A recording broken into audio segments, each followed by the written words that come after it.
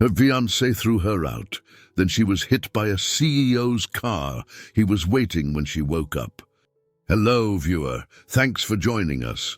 Leave a like and share your thoughts in the comments, along with the city you're watching from. Now let's continue with the story.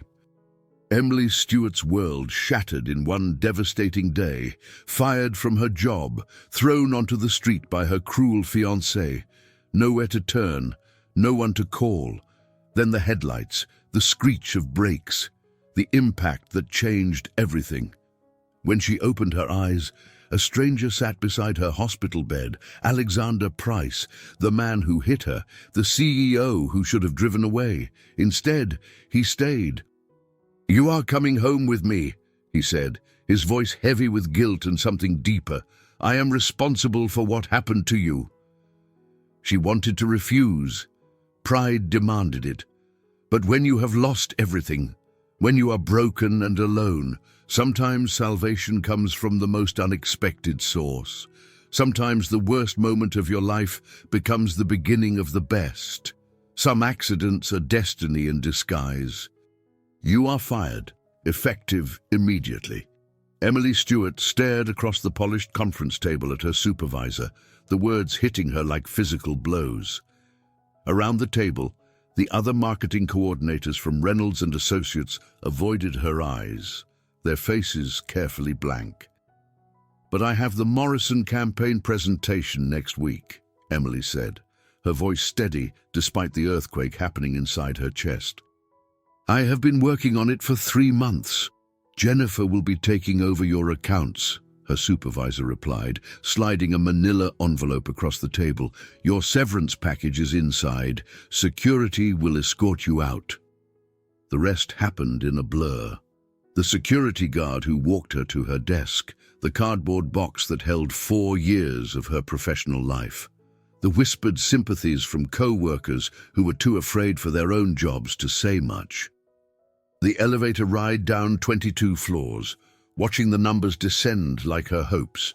By 9:30 in the morning, on what had started as an ordinary Friday, Emily Caroline Stewart was unemployed. She sat in her 10-year-old Honda Civic in the parking garage, staring at the box of personal items in her passenger seat, a small potted plant her mother had given her, the world's best marketing coordinator mug she had bought herself as a joke, the framed photo of her and her parents, taken 2 weeks before the accident that killed them. Her phone buzzed, a text from Marcus. "How did the big presentation go? Hope you are making us both rich." Emily closed her eyes. She could not tell him she had been fired, not yet. Marcus Gerard had very specific ideas about what his fiancée should contribute to their relationship, and being unemployed was not part of the plan. She drove home to their apartment in downtown Denver, practicing the words. Maybe she could frame it as an opportunity, a chance to find something better.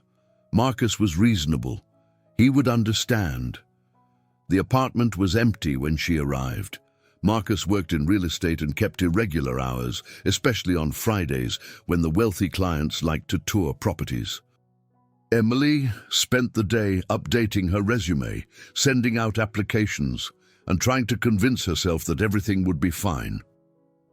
Marcus came home at 6 o'clock, bringing with him the expensive cologne he wore to impress clients and the subtle scent of someone else's perfume.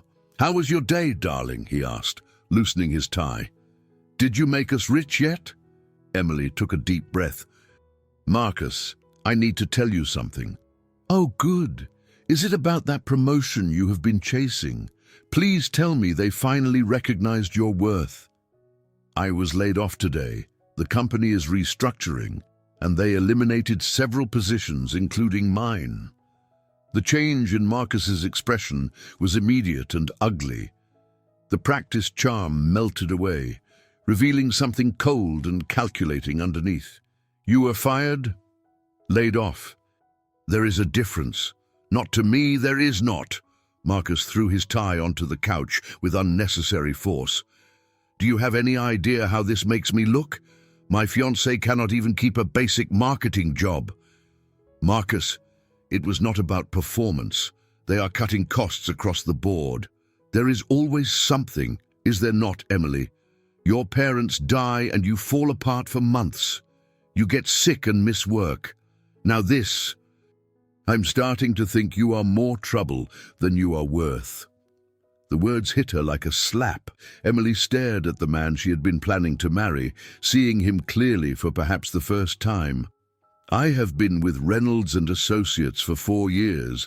I have never missed a deadline or received a bad review. And yet, here you are, unemployed. Marcus walked to the window, looking out at the city lights. I have been thinking about us lately, Emily. About whether this relationship is really working. Something cold settled in Emily's stomach. What do you mean? I mean, I am tired of carrying dead weight. I need a partner, not a project. Someone who contributes instead of constantly needing to be rescued. Dead weight. Emily's voice was barely a whisper. I pay half the rent. I buy the groceries. I clean this entire apartment while you are out doing whatever it is you do with your clients. With my own money. Money I earn because I am successful at my job, unlike some people. Emily felt 4 years of careful composure beginning to crack.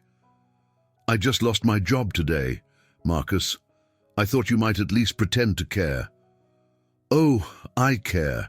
I care about how this affects me. Do you think my clients want to hear that my fiancé is unemployed?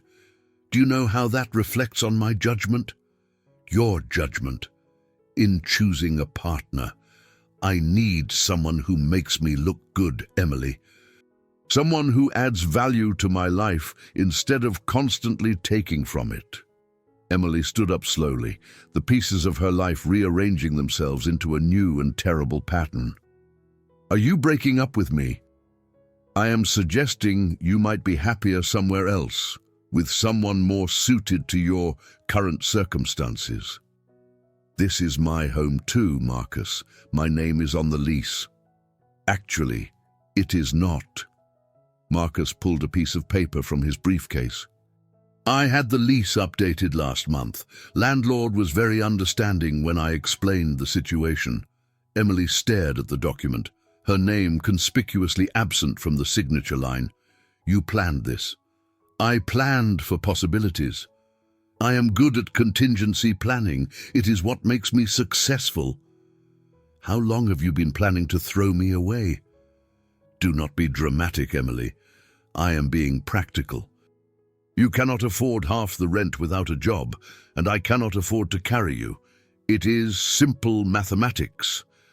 Emily felt something breaking inside her chest, something that might have been her heart or her hope or her faith in human decency. Where am I supposed to go? That is not my problem anymore. Marcus walked to the closet and pulled out 2 suitcases. I took the liberty of packing your things. I did not want this to drag out. You packed my things. Emily's voice rose an octave. You went through my belongings and packed them like I was already gone. I was being efficient. You can thank me later. Emily looked at the suitcases, seeing 4 years of her life reduced to 2 pieces of luggage. Everything else in the apartment belonged to Marcus or had been absorbed into their shared life in ways that would be impossible to untangle. I need time to figure out where to go. You have until tonight. I have someone coming over tomorrow morning, and I would prefer if you were gone by then. The casual cruelty of it took Emily's breath away. Someone coming over. A client. We are going to look at properties together, and then she is cooking dinner for me. I would rather not have to explain why my ex-fiancé is sleeping on the couch. Emily stared at him, understanding finally and completely who Marcus Gerard really was. She had known, somewhere deep down, for months, maybe years, but she had been so grateful to have someone, so afraid of being alone, that she had ignored every red flag. You are already seeing someone else. I am exploring my options. Like I said, I am good at contingency planning. Emily picked up her suitcases, surprised by how light they felt. 4 years of her life, and it all fit into 2 bags. I hope she makes you very happy, Marcus. I am sure she will. She has a much better job than you ever did. Emily walked to the door, then turned back. I loved you. I actually loved you, and you are throwing me away like garbage. You loved the idea of me, the security I provided. But love is not enough, Emily. It never was. Emily opened the door and stepped into the hallway, her suitcases rolling behind her. The door closed with a final click, and she was alone. She stood in the corridor for a long moment, trying to process what had just happened. Fired in the morning, homeless by evening, she had $1,200 in her checking account and nowhere to go. Outside, it was starting to rain. Emily loaded her suitcases into her car and sat behind the wheel, watching the water stream down her windshield. She had no family left. Her parents had died 5 years ago, and she was an only child. The few friends she had made in Denver had gradually drifted away during her relationship with Marcus. He had been subtly critical of them, finding reasons why they were not good enough for her to spend time with. Now she understood it had been intentional isolation. She drove aimlessly through the city, past hotels she could not afford and shelters that terrified her. As the rain grew heavier, she found herself parked outside a 24-hour diner, crying into her hands. Her phone buzzed with a text from Marcus. Left your engagement ring on the kitchen counter. Did not think you would want to keep it under the circumstances. Emily turned off her phone and sat in her car as the evening grew dark around her. She had never felt so alone in her life. At 6:30, she started driving again, not sure where she was going but unable to sit still any longer. The rain had turned the streets slick and dangerous, and the other drivers seemed more aggressive than usual, or maybe it just felt that way because everything in her life had become hostile. She found herself driving toward Boulder, though she could not have said why. Maybe because it was away from Denver and Marcus and the wreckage of her life. Maybe because her parents had taken her hiking there when she was young, and it was one of the few places left that held good memories. The rain was coming down harder now, and Emily realized she was crying again. Her vision blurred, and she wiped her eyes with the back of her hand. She needed to find somewhere to stop, somewhere to think clearly about what to do next. She turned onto Pearl Street, looking for a coffee shop or restaurant where she could sit and plan her next move. The street lights reflected off the wet pavement, creating a kaleidoscope of colors that made everything look unreal. Emily pulled to a stop at a red light at the intersection of 16th and Pearl, still crying, still trying to figure out how her life had fallen apart so completely in one day. When the light turned green, she stepped on the gas without really looking, her mind elsewhere. She never saw the Tesla Model S coming from the left until it was too late. The last thing Emily Stewart remembered before the world went black was the sound of brakes screaming against wet asphalt and the brilliant white explosion of headlights filling her vision. "Miss Stewart, can you hear me?" Emily's eyelids felt like they were made of lead, but she managed to open them slowly. The world came into focus in pieces. White ceiling tiles, the steady beep of medical equipment, the antiseptic smell that meant hospital. "There you are," said a woman's voice, warm and professional. "I am Dr. Martinez. You are in Boulder Community Hospital. You were in a car accident, but you are going to be fine." Emily tried to speak, but her throat was dry as dust. Dr. Martinez held a cup of water with a straw to her lips, and Emily managed a few small sips. "What happened?" Emily's voice came out as a whisper.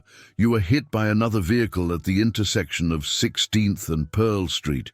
You have a concussion, some bruised ribs, and a deep contusion on your right hip. Nothing that will not heal completely, but you are going to be sore for a while."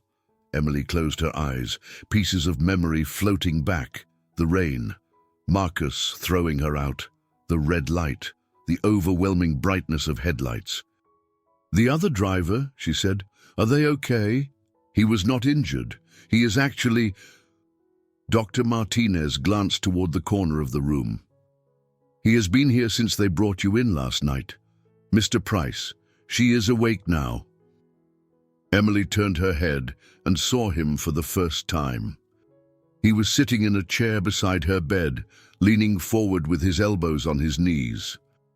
He looked like he had not slept, his dark hair disheveled and his blue eyes red-rimmed with exhaustion and something that looked like guilt. "Miss Stewart," he said, standing up, "I am Alexander Price. I am the one who hit you." Emily studied his face, trying to reconcile this exhausted, worried-looking man with the reckless driver she had imagined.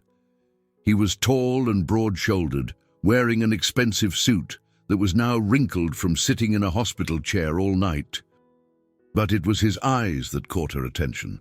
They were filled with a pain that seemed to go beyond concern for a stranger. "You stayed here all night?" she asked. "I could not leave, not until I knew you were okay." Alexander ran a hand through his hair. "Miss Stewart, I am so sorry.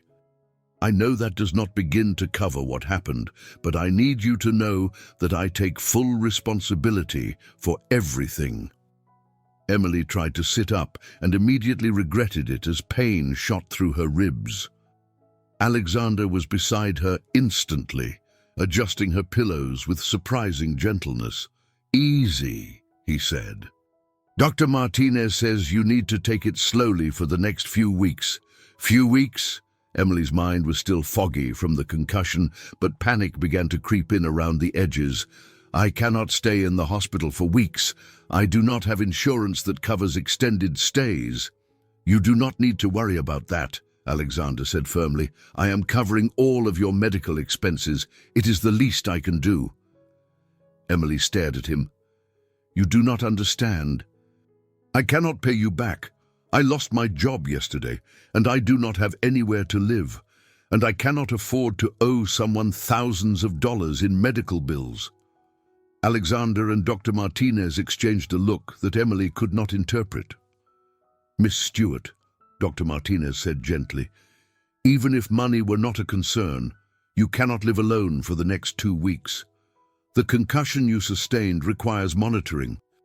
You need someone to check on you regularly, help with daily activities while your ribs heal, and make sure you attend your physical therapy appointments." "I do not have anyone," Emily said, the words coming out smaller than she intended.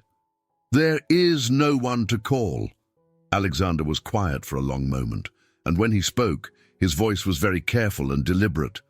"Miss Stewart, I have a proposal for you." Emily looked at him warily. In the past 24 hours, proposals from men had not worked out well for her. "I am responsible for what happened to you," Alexander continued, "not just the accident, but everything that led up to it. If I had been paying better attention, if I had been driving more carefully in the rain, none of this would have happened." "It was an accident," Emily said. "I was not paying attention either. I was upset, and I was not looking where I was going. That does not matter to me. What matters is that you are hurt, you have no place to go, and you need care during your recovery. I can provide that care." Emily frowned. "What do you mean?" "I mean, you should come home with me. I have a large house with plenty of space. I can make sure you get to your medical appointments, help with whatever you need, and give you time to figure out your next steps without worrying about money or having a roof over your head." Emily stared at him in disbelief. "You want me to move in with you? I do not even know you. You know I am the person responsible for putting you in this hospital bed. That makes you my responsibility until you are completely recovered." "I am not anyone's responsibility," Emily said, though even as she said it, she knew how hollow it sounded. She had nowhere to go and no money to get there. "Miss Stewart," Alexander said, and his voice was gentler now, "I am not offering charity. I am offering to take responsibility for my actions. There is a difference." Emily closed her eyes, trying to think clearly through the fog of pain medication and exhaustion. Why would you do this? You could just pay my medical bills and walk away. Most people would. I am not most people. Alexander was quiet for a moment, and I suspect you are not either. Emily looked at him again, really looked at him. There was something in his expression that went beyond guilt or obligation. Something that looked almost like recognition, as if he saw something in her situation that resonated with his own experience. I would be a terrible house guest, she said finally. I am not good company right now. I just lost everything. And I'm probably going to cry a lot and feel sorry for myself. My house is big enough for both of us to cry and feel sorry for ourselves without getting in each other's way. Despite everything, Emily almost smiled. You feel sorry for yourself too? Every day. But that is a conversation for when you are feeling better. Dr. Martinez cleared her throat. Miss Stewart, I need to be clear about your medical needs. You cannot be alone for the next 2 weeks. If Mr. Price's offer is not acceptable to you, we will need to discuss other options, which might include an extended stay here or transfer to a rehabilitation facility. Emily thought about rehabilitation facilities and hospital bills she could never pay. She thought about Marcus and the cruel efficiency with which he had eliminated her from his life. She thought about sleeping in her car and trying to find a job while recovering from a concussion. If I say yes, she said to Alexander, what exactly are you expecting from me? Nothing, he said immediately. I am expecting nothing from you except that you let me help you recover. No obligations, no strings attached, just a safe place to heal. Emily studied his face, looking for the lie or the catch or the hidden agenda. She'd been fooled by Marcus's charm for 4 years, and she was not sure she could trust her own judgment anymore. But Alexander Price did not look charming. He looked tired and worried and guilty, and somehow that felt more honest than anything Marcus had ever said to her.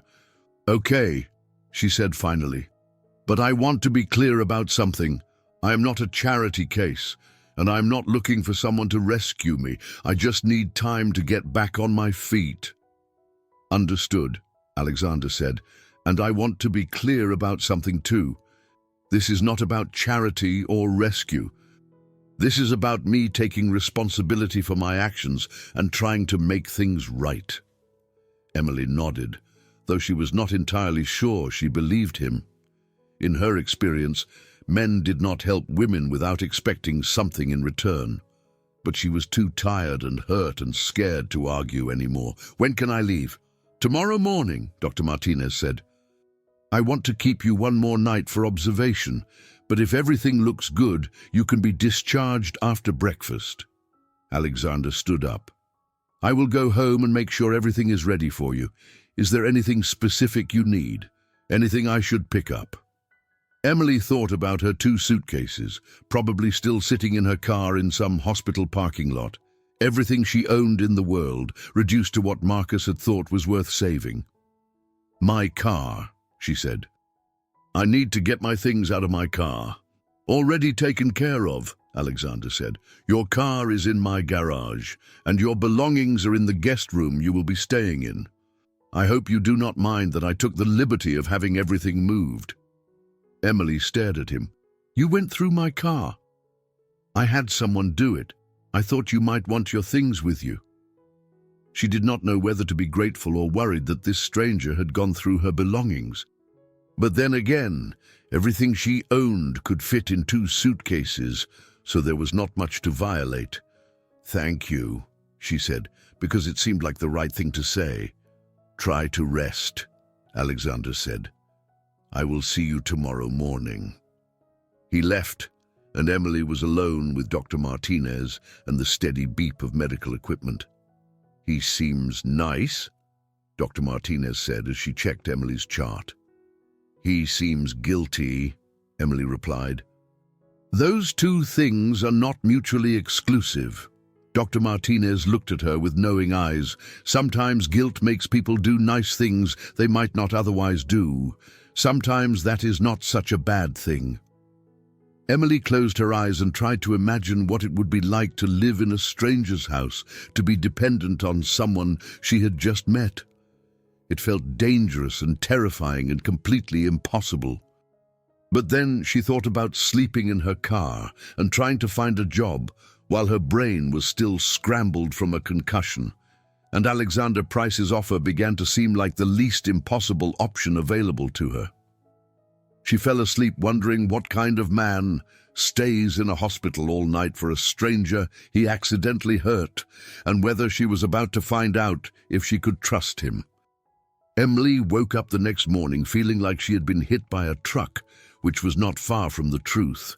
Every muscle in her body ached, and her head felt like it was wrapped in cotton, but she was alive, and according to Dr. Martinez, she was going to make a full recovery. Alexander arrived at 9 o'clock sharp, carrying a cup of coffee and looking more rested than he had the night before. He had changed into clean clothes, dark jeans, and a navy sweater that made his blue eyes even more striking. "Good morning," he said, settling into the chair beside her bed. "How are you feeling?" "Like I was hit by a car," Emily said, and then immediately felt stupid for stating the obvious. That would be accurate. Alexander handed her the coffee. "I brought this from a place downtown. I thought hospital coffee might not be the best way to start your day." Emily took a sip and was surprised by how good it was. Rich and smooth, clearly expensive. "Thank you. You did not have to do that." "I wanted to. I hope you like it black. I realized I do not know how you take your coffee." "Black is fine." Emily took another sip, feeling the caffeine begin to clear some of the fog from her brain. "Actually, I usually add cream, but this is too good to ruin." Alexander smiled for the first time since she had met him, and it transformed his entire face. The worry lines around his eyes softened, and he looked younger, more approachable. "That is exactly what my father used to say about good coffee," he said. "He owned a coffee roasting company before he became an architect. He taught me that life is too short for bad coffee or unnecessary complications." Smart man. He was. Alexander's smile faded slightly. "He would have liked you, I think. He had a soft spot for people who spoke their minds." Emily was not sure how to respond to that, so she focused on her coffee instead. There was something about the way Alexander talked about his father that suggested the man was no longer alive, and she did not want to ask painful questions. Dr. Martinez arrived with discharge papers and a list of instructions that seemed impossibly long. Physical therapy twice a week for 6 weeks. No driving for at least a week. No strenuous activity for a month. Follow-up appointments with her primary care physician and a neurologist. "I do not have a primary care physician," Emily said, reading through the list.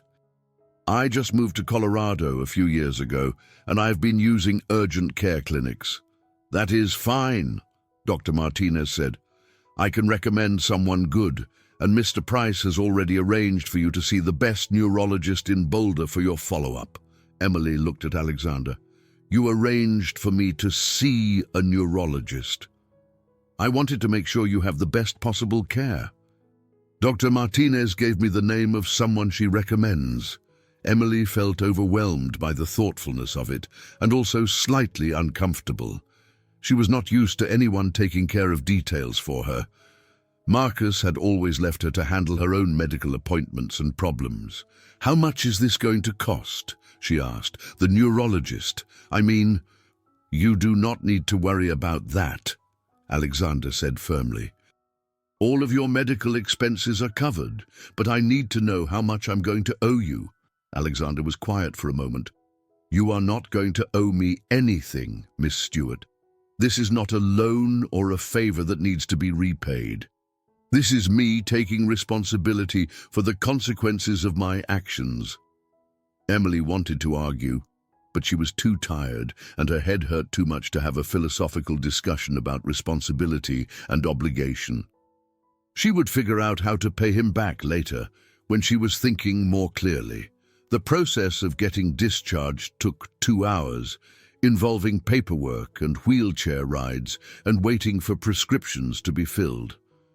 Alexander handled most of it, speaking quietly with nurses and administrative staff while Emily sat in her wheelchair feeling useless and dependent. Finally, they were walking out of the hospital into the bright Colorado sunshine. Alexander's car was waiting in the circular drive, a black Tesla Model S that looked like it had just rolled off the showroom floor. "This is the car that hit me," Emily said, stopping short. "Yes, I am sorry. I should have thought to bring a different vehicle." Emily stared at the sleek black car, remembering the moment of impact, but instead of fear, she felt an odd sense of curiosity. This was the machine that had changed her life, for better or worse. "It is okay," she said. "I think I need to see it, to make it real." Alexander opened the passenger door for her, and Emily settled into the leather seat with a small wince as her bruised ribs protested. The interior of the car was immaculate and smelled like expensive leather and the faint scent of Alexander's cologne. "Are you comfortable?" he asked as he got into the driver's seat. "As comfortable as someone with bruised ribs can be in a car, I suppose." Alexander adjusted the air conditioning and found a classical music station on the radio. As they pulled away from the hospital, Emily caught a glimpse of her Honda Civic in the parking lot, looking small and battered next to the other vehicles. "My car," she said. "Is it okay?" "It needs some work," Alexander said carefully. "The front end took most of the impact." "But it is repairable?" Emily nodded, though she wondered how she was going to pay for car repairs when she could not even pay for her own medical bills. They drove through Boulder in silence, Emily watching the familiar landmarks pass by.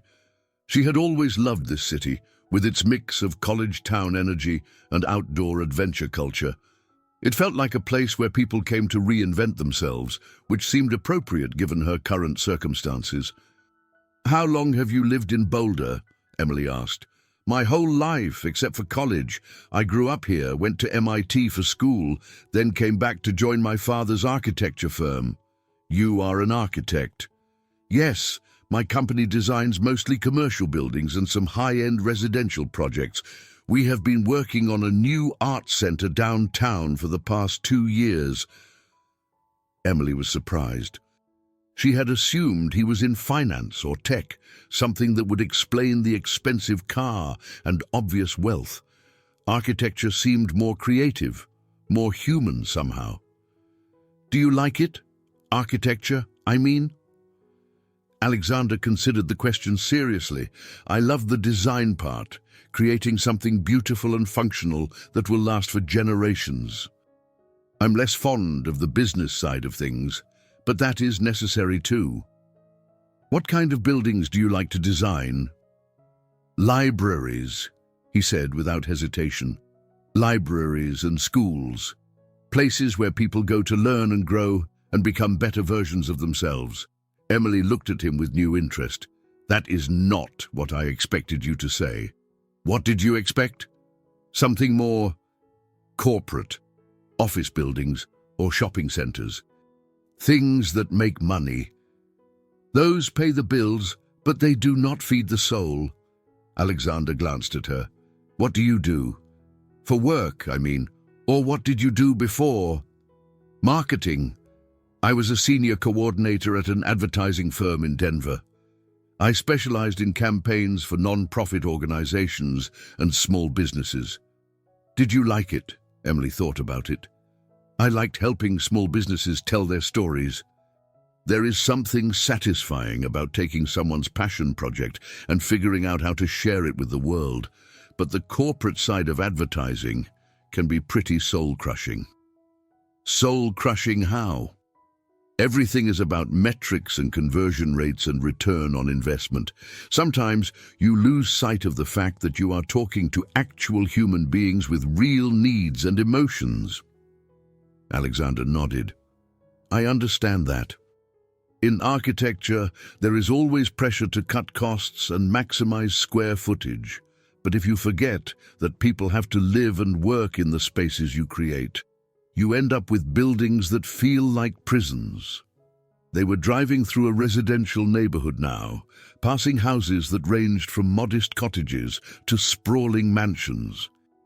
The trees were just beginning to show the first hints of spring green, and Emily could see people working in their gardens and walking their dogs. This is a beautiful area, she said. It is. I have always felt lucky to live here. Alexander turned onto a winding road that led up into the foothills. My house is a bit isolated, but it has good views of the mountains. Emily felt a flutter of nervousness as they climbed higher. She was about to move in with a man she had known for less than 24 hours, in a house that was apparently isolated from neighbors. Every self-preservation instinct she had was screaming warnings. But then she thought about Marcus, and how well she had known him, and how that had turned out. Maybe knowing someone for years was not necessarily better than trusting a stranger who had at least shown her more genuine kindness in one day than Marcus had in months. Almost there, Alexander said, turning onto a private driveway marked only by a discreet stone pillar. The driveway wound through tall pine trees for what felt like a quarter-mile before the house came into view. Emily's breath caught in her throat. It was not the modern glass and steel mansion she had expected. Instead, it was a sprawling stone and timber structure that looked like it had grown organically from the landscape. Large windows reflected the surrounding forest, and a wraparound porch suggested lazy summer evenings watching the sunset over the mountains. Alexander, she said softly, this is not a house. This is a resort. He parked in front of a 3-car garage that was bigger than most people's homes. It was my family's house. My grandfather built it in the 1950s, and my father expanded it over the years. It is bigger than one person needs, but I have never been able to bring myself to sell it. Emily got out of the car slowly, her ribs protesting the movement. She stood in the circular driveway, looking up at the house that was going to be her temporary home, and felt completely out of place. I do not belong here, she said. Alexander came around the car to stand beside her. Miss Stewart, if I may say so, I think you belong anywhere you choose to be. And right now, you choose to be here because it is the best option available to you. There is no shame in that. Emily looked at him, surprised by the gentleness in his voice. You can call me Emily. If I'm going to be living in your house, we should probably use first names. Emily, he smiled slightly, and you should call me Alexander. Come on. Let me show you to your room. They walked up the wide stone steps to the front door, Alexander carrying Emily's suitcases as if they weighed nothing.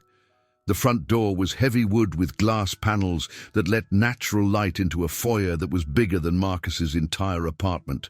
The guest wing is this way, Alexander said, leading her down a hallway lined with family photographs and original artwork. You will have your own bedroom, bathroom, and sitting area. There is also a small kitchenette if you prefer to prepare your own meals, though I hope you will join me for dinner most evenings. Emily followed him, trying not to gawk at the casual elegance of everything around her. The house was clearly expensive, but it felt warm and lived in, rather than sterile and show-offy. Here we are, Alexander said, opening a door at the end of the hallway. Emily stepped into the room and immediately felt some of her anxiety ease. It was beautiful but not intimidating. A comfortable king-size bed with a patchwork quilt, a reading chair by the window, and a small fireplace that made the space feel cozy despite its size.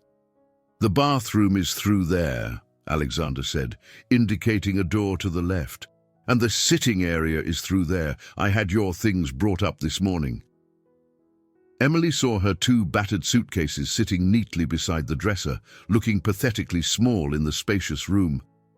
"Alexander, I need to ask you something directly." "Of course. Why are you doing this?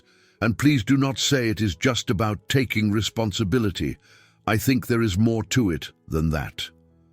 Alexander was quiet for a long moment, looking out the window at the view of the mountains. When he spoke, his voice was very careful. "You are right. There is more to it." He turned to face her. "When I saw you in that intersection, in the moment before the accident, you looked like someone whose world had just fallen apart. I recognized that look because I have seen it in my own mirror." "What happened to your world?" "My father died 4 years ago. Suddenly, unexpectedly. One day he was here, and the next day I was responsible for everything he had built. His company, his legacy, this house, all of it. I had no idea how to handle any of it." Emily studied his face, seeing the pain that still lived there. "You were close to him. He was my best friend. And the last conversation we had was an argument about how I was working too much and neglecting my personal life. He died of a heart attack 2 hours later." "I am sorry. The point is, I know what it feels like to have your life change completely in an instant. I know what it feels like to be lost and overwhelmed and not sure how to move forward. When I saw you standing in that intersection, looking so completely alone, I saw myself 4 years ago." Emily felt something shift in her chest, a small easing of the walls she had built around her heart. "So this is about you feeling sorry for me?" "No. This is about me recognizing a kindred spirit and wanting to help if I can." Alexander met her eyes. "I think we might be good for each other, Emily. You need a safe place to recover and figure out your next steps. I need to remember what it means to take care of someone other than myself." Emily looked around the beautiful room, at the mountain views and the comfortable furniture and the small touches that made it feel like a refuge rather than a prison. "Okay," she said finally, "but I have some conditions." "Name them." "First, I want to contribute somehow. I cannot pay rent or utilities, but I can cook or clean or help with something. I refuse to be a complete burden." "Agreed. Though I should warn you, I have a housekeeper who comes twice a week, so there's not much cleaning to be done." "Second, I want to start looking for a job as soon as Dr. Martinez clears me to work. I'm not looking for a permanent arrangement here." "Of course." "And third, if either of us decides this is not working, we need to be honest about it. No tiptoeing around each other's feelings or pretending everything is fine when it is not." Alexander nodded. "Those seem like reasonable conditions. Do I get to add any of my own?" "Such as?" "Such as you have to let me know if you need anything, even if you think it is too much trouble to ask for. And you have to promise to rest and follow your doctor's orders instead of trying to push yourself too hard too fast." "Agreed." Emily held out her hand. "Partners in recovery?" Alexander shook her hand, his grip warm and solid. "Partners in recovery?" Emily felt a small spark of hope for the first time in days. Maybe this arrangement would work. Maybe she could trust this man who had stayed by her hospital bed all night and brought her good coffee and given her a safe place to heal. Or maybe she was making another terrible mistake. But for now, she was too tired to care. Emily woke up in an unfamiliar bed, surrounded by unfamiliar walls, and for a moment she could not remember where she was. Then the events of the past few days came rushing back. The job loss, Marcus, the accident, Alexander Price and his impossible kindness. She lay still for a moment, listening to the sounds of the house around her. It was quieter than any place she had ever lived, without the constant hum of traffic or neighbors that had been the soundtrack of her life in Denver. Through the window, she could hear birds singing and the whisper of wind through pine trees. Her phone on the nightstand showed 7:30 in the morning. She had slept for 12 hours straight, longer than she had slept in months. The combination of pain medication and pure exhaustion had knocked her out completely. Emily sat up carefully, testing her range of motion. Her ribs were still sore and her head felt fuzzy, but she was definitely feeling better than she had the day before. The bruise on her hip had developed into an impressive purple and yellow constellation, but Dr. Martinez had assured her that looked worse than it was. She made her way to the bathroom, marveling again at the luxury of it all. The shower was bigger than her old bedroom, with multiple shower heads and enough space for a small party. She took her time washing her hair and letting the hot water ease some of the stiffness from her muscles. When she emerged from the bathroom, she could smell coffee brewing somewhere in the house. Her stomach growled, reminding her that she had barely eaten anything substantial in 2 days. Emily dressed carefully in jeans and a soft sweater, one of the few items Marcus had bothered to pack for her. As she was brushing her hair, she heard a soft knock on her door. "Emily, are you awake?" "Come in," she called. Alexander opened the door, carrying a tray with coffee, orange juice, and what looked like homemade muffins. He was dressed casually in jeans and a flannel shirt, his hair still damp from his own shower. "Good morning," he said, setting the tray on the small table by the window. "I thought you might be hungry, but I was not sure if you felt up to coming downstairs yet. You brought me breakfast in bed?" Emily stared at the tray, touched by the thoughtfulness of it. "I brought you breakfast in your room. There is a difference." Alexander poured coffee into 2 mugs and handed one to her. "How are you feeling this morning?" "Better. Still sore, but definitely better." Emily took a sip of coffee and sighed with appreciation. "This is really good coffee. Small batch roaster in town. I may be particular about my coffee." Emily selected a muffin from the tray and took a bite. It was delicious, blueberry with a hint of lemon and a crumbly top that melted on her tongue. "Did you make these?" "Guilty as charged. I have been experimenting with baking during the pandemic. It turns out I find it relaxing." Emily looked at him with surprise. "You bake? Is that so hard to believe? I guess I did not picture you as the domestic type." Alexander sat down in the chair across from her, cradling his coffee mug. "What type did you picture me as?" Emily considered the question seriously. "Honestly, I pictured you as the type who has people do things for him. Cook his meals, clean his house, manage his schedule. The type who is too busy and important to handle mundane details. You're not entirely wrong. I do have people who help with some of those things. But I also learned to take care of myself when I was in college, and I never lost the habit. Your parents made you learn to cook and clean. My father made me learn to cook and clean. He said a man who could not take care of himself could not be trusted to take care of anyone else."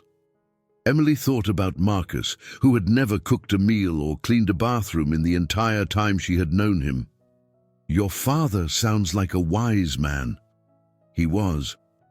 "He also made me learn to change my own oil and balance my own checkbook and do my own laundry. He said money should make your life easier, not make you helpless." "Did you always want to be an architect?" Alexander shook his head. "When I was a kid, I wanted to be a baseball player, then an astronaut, then a marine biologist. I did not settle on architecture until my sophomore year of college. What changed your mind?" "I took a drafting class as an elective and discovered I had a talent for visualizing 3-dimensional spaces. My professor suggested I consider architecture, and when I came home for Christmas break, my father took me to see some of the buildings he had designed. I fell in love with the idea of creating spaces where people could live and work and be happy." Emily could hear the passion in his voice when he talked about his work, and she found herself genuinely interested in learning more about him. "What kind of buildings has your company designed?" "All kinds.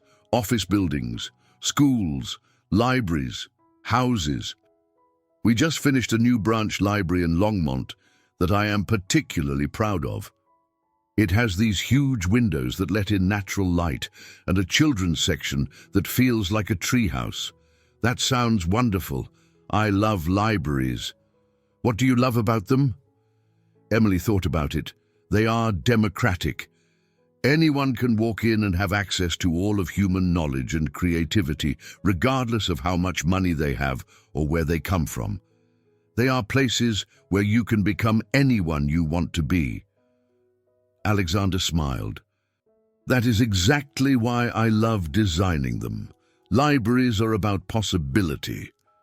They sat in comfortable silence for a moment, drinking their coffee and watching the morning light filter through the pine trees outside the window. Alexander, can I ask you something personal? Of course. Why do you live alone in this big house? I mean, it is beautiful, but it seems like a lot of space for one person. Alexander was quiet for a long moment, and Emily wondered if she had overstepped some boundary. I suppose I keep thinking that someday I will need the space, he said finally, for a family maybe. Or maybe I just have not figured out how to let go of my father's dream of what this place could be. What was his dream? He wanted it to be full of life, grandchildren running around, holiday dinners with dozens of people, that sort of thing. He used to say that houses were meant to be filled with laughter and love, not just furniture. Emily heard the loneliness in his voice and felt an unexpected urge to comfort him. Maybe it still will be someday. Maybe. What about you? What are your dreams for the future? Emily laughed, but there was no humor in it.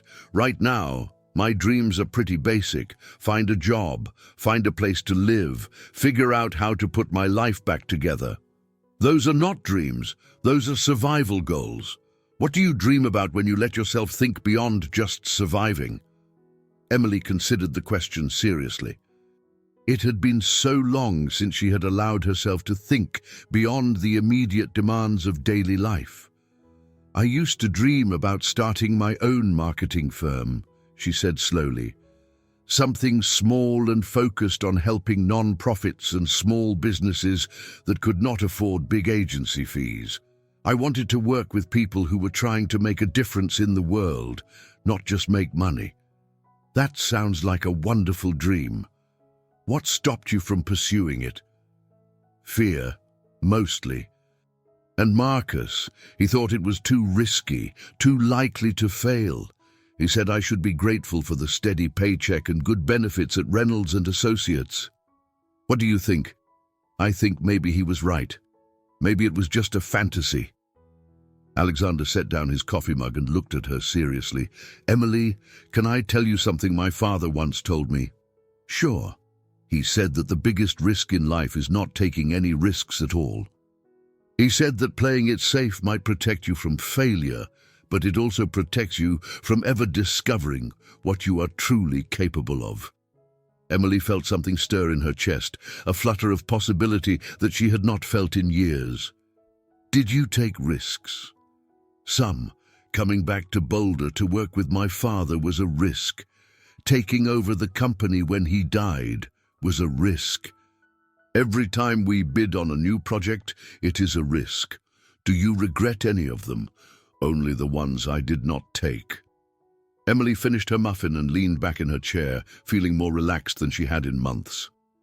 There was something about Alexander's quiet confidence that made her feel like maybe her dreams were not so impossible after all. Can I ask you something else? Ask away.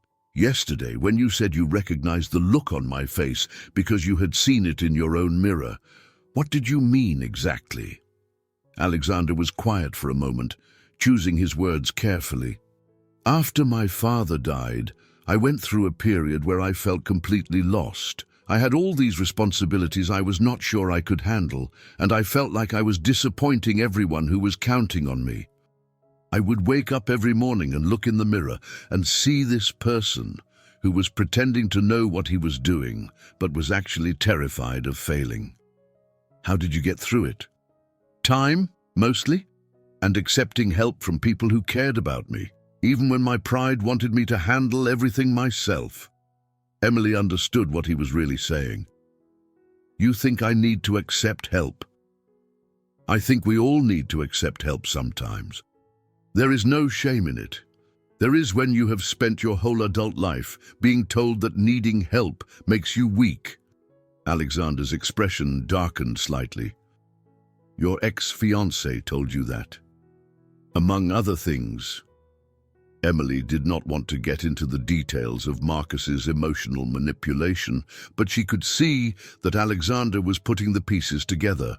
"Emily, I hope you know that needing help does not make you weak. It makes you human." Emily felt tears prick at the corners of her eyes, surprised by how much his words meant to her. "I am still figuring that out. Take all the time you need. We have plenty of it." Alexander stood up and began clearing the breakfast tray. "What would you like to do today? Dr. Martinez said you should rest, but she also said light activity would be good for you.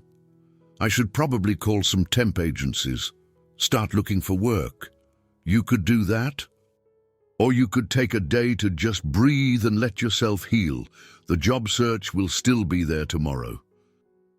Emily wanted to argue, but the truth was that she was still exhausted.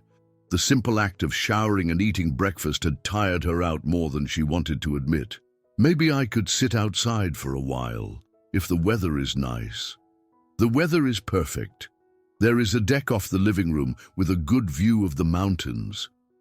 I could set you up out there with some books and magazines." "That sounds really nice, actually." Alexander headed toward the door with the breakfast tray, then paused. "Emily, thank you." "For what?" "For letting me help.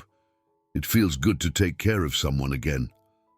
After he left, Emily sat by the window for a few more minutes, looking out at the forest and thinking about what he had said.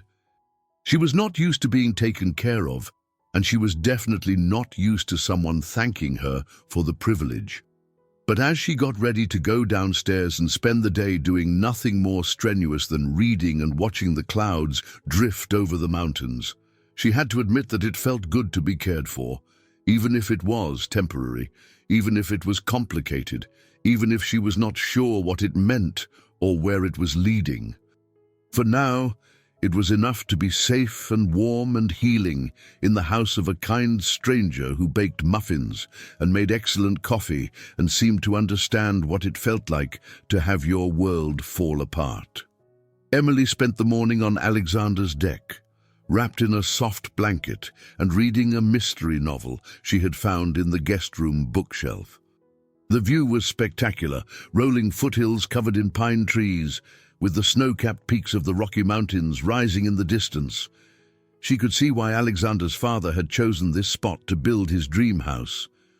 Around noon, Alexander appeared with a lunch tray, soup, sandwiches, and fresh fruit arranged on elegant dishware that probably cost more than Emily's monthly grocery budget used to be. "You do not have to keep bringing me meals," Emily said, as he set the tray on the small table beside her chair. "I am perfectly capable of walking to the kitchen." "I know you are capable," Alexander said, settling into the chair across from her. "But you are supposed to be resting, and I enjoy the excuse to take a break from work." "What kind of work are you doing today?" "Reviewing plans for a new office building in Denver. Not the most exciting project, but it pays the bills and allows us to take on more interesting work like libraries and schools." Emily took a spoonful of the soup and was surprised by how good it was. "Did you make this too?" "Guilty again. It is just tomato basil, nothing fancy." "It is delicious. You are full of surprises, Alexander Price." "What kind of surprises?" "The kind where you turn out to be completely different from what I expected." Alexander looked curious. "Different how?" Emily considered her words carefully. "When I first saw you in the hospital, I thought you were probably some entitled rich guy who was being nice to me because his lawyer told him it would look good if there was a lawsuit. But you are not like that at all. What am I like?" "Kind, thoughtful." The kind of person who brings strangers homemade soup and asks how they are feeling like he actually wants to know the answer. Alexander was quiet for a moment, and Emily wondered if she had said too much. But when he spoke, his voice was warm. "Thank you. That means more to me than you might think." "Why?" "Because I have spent the last 4 years so focused on work and responsibilities that I sometimes forget how to just be a person.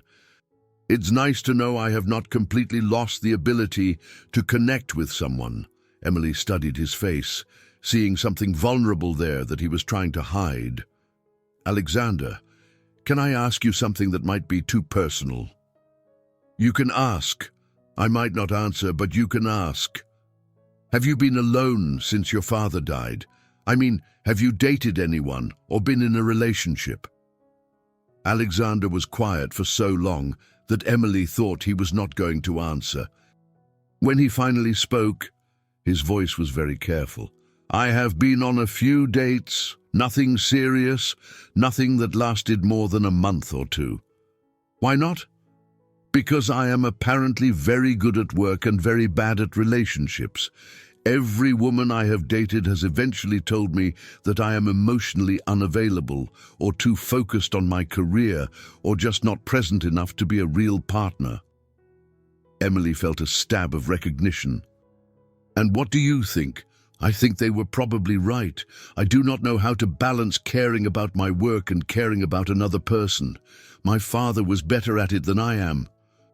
"Maybe you just have not found the right person yet." "Maybe. Or maybe I'm just not cut out for relationships. Some people are not." Emily heard the resignation in his voice and felt an unexpected urge to argue with him. But she barely knew him, and it was not her place to tell him what he was or was not cut out for. Instead, she changed the subject. "Tell me about this office building you are working on." Alexander looked grateful for the shift in conversation. "It is a 10-story building for a financial services company, very corporate, very standard. The challenge is making it interesting enough that people actually want to work there." "How do you do that?" "Natural light, mostly. And green spaces. We are designing a rooftop garden and incorporating living walls throughout the building. People are more productive and happier when they have some connection to nature." Emily was struck by his thoughtfulness. "You really care about the people who will work in the buildings you design?" "Of course.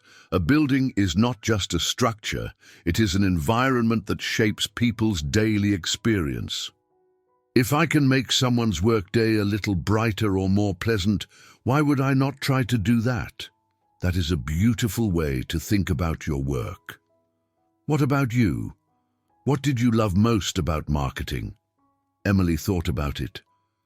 "I loved the challenge of figuring out how to tell someone's story in a way that would resonate with other people. Like, I once worked with a small bakery that was struggling to compete with chain stores. The owner was this elderly woman who had been baking the same recipes for 40 years, using techniques her grandmother taught her. We created a campaign around the idea of bread with a story and highlighted the personal connection and tradition behind every loaf. Sales increased by 30% in 3 months. That is wonderful. You helped people understand that they were not just buying bread, they were buying heritage and craftsmanship." "Exactly. That is what I loved about working with small businesses. They all have a story to tell. They just do not always know how to tell it." Alexander leaned forward slightly. "Is that what you would want to do with your own firm? Help small businesses tell their stories?" "Yes, and non-profits too. There are so many organizations doing important work that people have never heard of because they do not have the budget for professional marketing." "Sounds like you could make a real difference." Emily felt that flutter of possibility again. "Maybe, if I ever get brave enough to try." "What would it take for you to feel brave enough?" Emily considered the question seriously. "Financial security, I guess. Enough money saved up that I could afford to fail." And maybe some clients lined up so I would not be starting from zero. Those sound like achievable goals. In theory, yes. In practice, it might take years to save up enough money to feel secure about leaving steady employment. What if there was another way? Emily looked at him curiously. What do you mean? Alexander hesitated, as if he was considering whether to say what he was thinking. What if you could start small, taking on clients part-time while you were still employed somewhere else, build up a portfolio and a client base gradually so the transition would not be so risky? That is not a bad idea, actually. I've thought about it before, but Marcus always said it would be too much work and not worth the trouble. What do you think? I think Marcus had a lot of opinions about what I should and should not do with my life. Alexander's expression darkened slightly. Can I ask what happened with your engagement? You do not have to answer if you do not want to. Emily was surprised to find that she did want to answer. There was something about Alexander's quiet, non-judgmental presence that made her feel safe to be honest. Marcus was not a bad person exactly, but he was very controlling.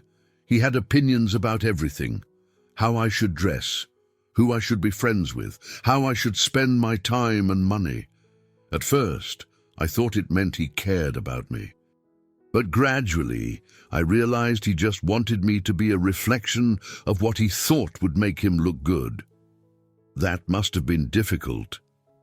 The hardest part was that he was very good at making me feel like his opinions were reasonable, and that I was being unreasonable for wanting something different. By the time I realized what was happening, I had lost touch with most of my friends and stopped trusting my own judgment about things. Alexander was quiet for a moment. Emily, I hope you know that what he did to you was not okay. Isolating someone from their support system and undermining their confidence is a form of emotional abuse. Emily felt tears prick at the corners of her eyes. I know that intellectually, but it is hard to trust my own judgment when I spent 4 years letting someone convince me that my judgment was wrong about everything. Your judgment brought you here, Alexander said gently. You recognized that you needed help, and you chose to accept it instead of trying to handle everything on your own. That seems like pretty good judgment to me. Emily wiped her eyes with the back of her hand. I'm sorry. I did not mean to get emotional. Do not apologize for having feelings. You have been through a lot in the past few days. Emily looked at him, this kind stranger who was treating her with more gentleness and respect than her own fiancé had shown her in months. Can I ask you something? Of course. Why are you being so nice to me? I mean, really. Not the guilt and responsibility explanation, but the real reason. Alexander was quiet for a long time, looking out at the mountains. When he finally spoke, his voice was very soft. Because I have been where you are, maybe not the exact same circumstances, but I know what it feels like to have your life fall apart and not know how to put it back together, and I know how much it means when someone shows up and offers to help, no strings attached. Who showed up for you? My business partner, James, and my mother, and a few other people who cared enough to stick around even when I was difficult and stubborn and convinced I could handle everything myself. Are you close to your mother? Alexander smiled slightly. Very close. She lives in Arizona now, but we talk every week. She has been after me for years to find someone to share my life with. What does she think about me staying here? I have not told her about you yet. But when I do, she will probably want to adopt you immediately. She has a weakness for people who need taking care of. Emily laughed despite her emotional state. I am not sure I am ready to be adopted by anyone's mother. Fair enough, but I warn you, she is very persistent. They sat in comfortable silence for a while, finishing their lunch and watching the afternoon light shift across the mountains. Emily felt more relaxed than she had in months, maybe years. There was something about being in this beautiful place with this unexpectedly kind man that made her feel like maybe everything was going to be okay. Alexander, can I tell you something? Of course. I have not felt this safe in a very long time. Thank you for giving me a place to breathe and figure things out. Alexander looked at her with an expression that was hard to read. Emily, I need you to know that you can stay here as long as you need to. There is no timeline, no pressure to have everything figured out by a certain date. Take all the time you need. Emily felt something shift in her chest, a loosening of tension she had not even realized she was carrying. That means more to me than you know. Good. Daisy, what would you like to do for the rest of the afternoon? We could take a short walk if you are feeling up to it, or you could continue reading, or I could show you around the house properly. A tour sounds nice. I feel like I am living in a beautiful place and only seeing a tiny corner of it. Alexander stood up and offered her his arm. Tour it is. But we take it slowly, and you tell me if you get tired. As they walked back into the house together, Emily realized that for the first time in years, she was looking forward to what came next. Not because she knew what it would be, but because she was finally with someone who made her feel like whatever it was, she could handle it. The tour of Alexander's house took over an hour, and by the end of it, Emily understood why he felt overwhelmed by the responsibility of maintaining it. The place was magnificent. A library with floor-to-ceiling bookshelves and rolling ladders, a chef's kitchen with professional-grade appliances, a home gym that was better equipped than most commercial facilities, and a conservatory filled with plants and comfortable seating. This room was my mother's favorite, Alexander said as they entered the conservatory. She spent hours here reading and tending to her plants. After she moved to Arizona, I hired someone to keep everything alive, but it is not the same. Emily walked among the plants, recognizing orchids and ferns and tropical species she could not name. It is beautiful. I can see why she loved it. She always said plants were good companions. They require care and attention, but they do not make demands or create drama. Emily smiled. Unlike people. Unlike some people. Alexander paused by a particularly stunning orchid with purple and white blooms. My father used to joke that my mother preferred her garden to most of her social obligations. Smart woman. They continued through the house, past formal dining and living rooms that looked like they belonged in a magazine. Everything was beautiful and tasteful and somehow impersonal, as if the house was waiting for real life to happen within its walls. There is one more room I would like to show you, Alexander said as they reached the end of the main hallway. But only if you are interested. It was my father's study, and I have not changed anything since he died. Emily heard something in his voice, a vulnerability that had not been there before. I would like to see it, if you want to show me. Alexander opened a heavy oak door and stepped aside to let her enter first. Emily walked into the room and immediately understood why he had hesitated. It was not just a study. It was a shrine to a life lived with purpose and passion. The walls were covered with architectural drawings, photographs of buildings, and awards recognizing design excellence. A massive desk dominated one corner, its surface still arranged as if its owner had just stepped away for lunch. Bookshelves lined every available wall, filled with technical manuals, design books, and what looked like several decades' worth of architectural journals. He worked in here every evening, Alexander said quietly. Even after he retired and turned the company over to me, he would come in here to sketch and plan and dream about new projects. Emily moved closer to the desk, studying the drawings scattered across its surface. Even to her untrained eye, They were beautiful, flowing lines that somehow captured both form and function, buildings that looked like they grew organically from their surroundings.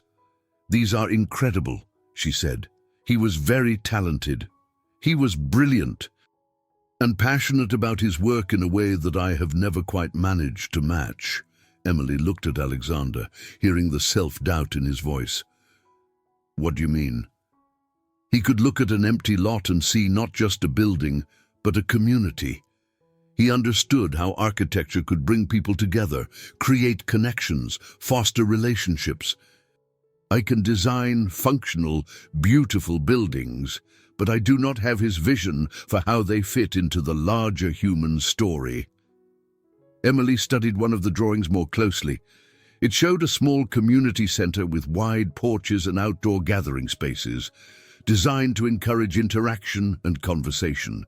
"This looks like a place where people would want to spend time," she said. "A place where friendships would develop naturally." Exactly. He believed that good architecture could make people's lives better, not just more convenient or efficient. He designed buildings that encouraged community. Emily walked around the room, taking in the photographs of completed projects: schools with welcoming entrances and abundant natural light, libraries with cozy reading nooks and open spaces for collaboration, office buildings with rooftop gardens and interior courtyards. "Alexander, these buildings do encourage community. Look at this school design with the central courtyard where students naturally gather. Or this library with the cafe area that brings different age groups together. Your father's vision is evident in every project." Alexander joined her in front of a photograph, showing an elementary school with children playing in a thoughtfully designed outdoor space. "He always said the best buildings were the ones where people lingered instead of hurrying through." "And do people linger in the buildings you design?" Alexander considered the question seriously. "Some of them, yes. The library in Longmont has become a real community gathering place, but I sometimes worry that I am just copying his formulas without really understanding the deeper principles." Emily turned to face him.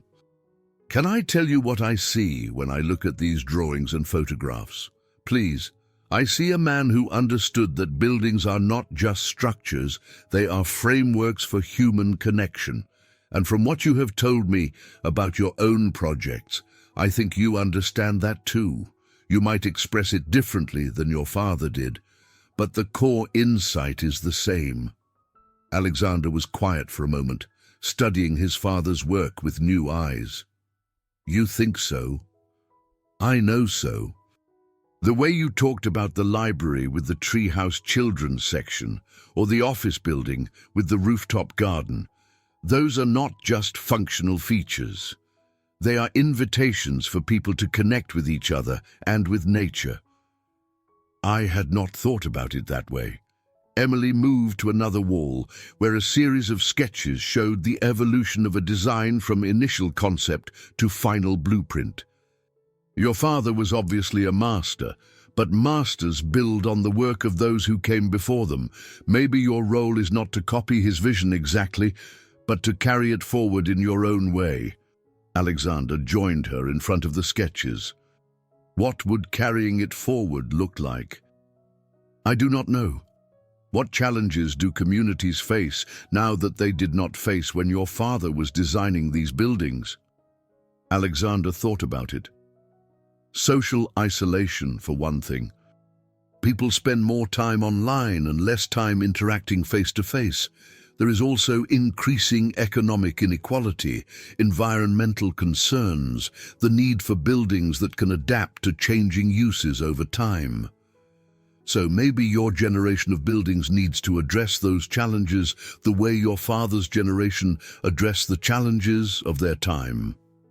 Emily could see Alexander processing this idea, his expression shifting from doubt to something that looked like possibility. You know," he said slowly, "I have been working on a design for a mixed-use development that would combine affordable housing with commercial and community spaces. The idea is to create economic diversity within a single development.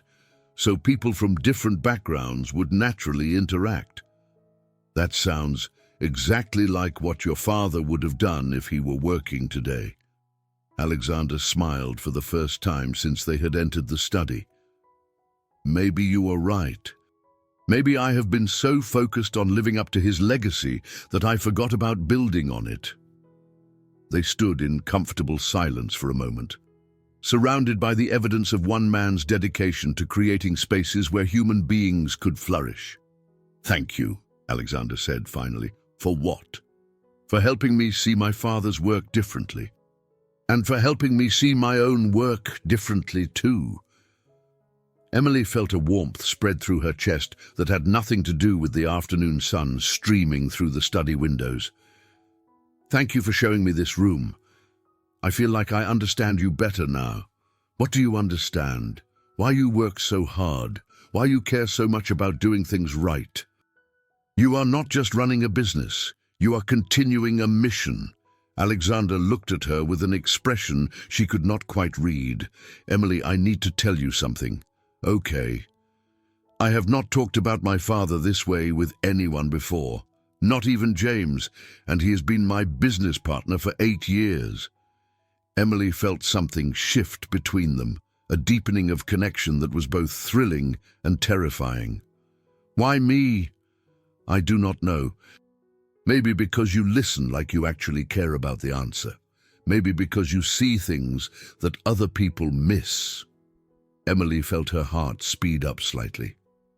There was something in Alexander's voice, in the way he was looking at her, that suggested they were moving into territory that was more complicated than simple friendship or caregiver obligation. I do care, she said softly, about the answer. I mean, and about you. The words hung in the air between them, loaded with meaning that neither of them was quite ready to acknowledge.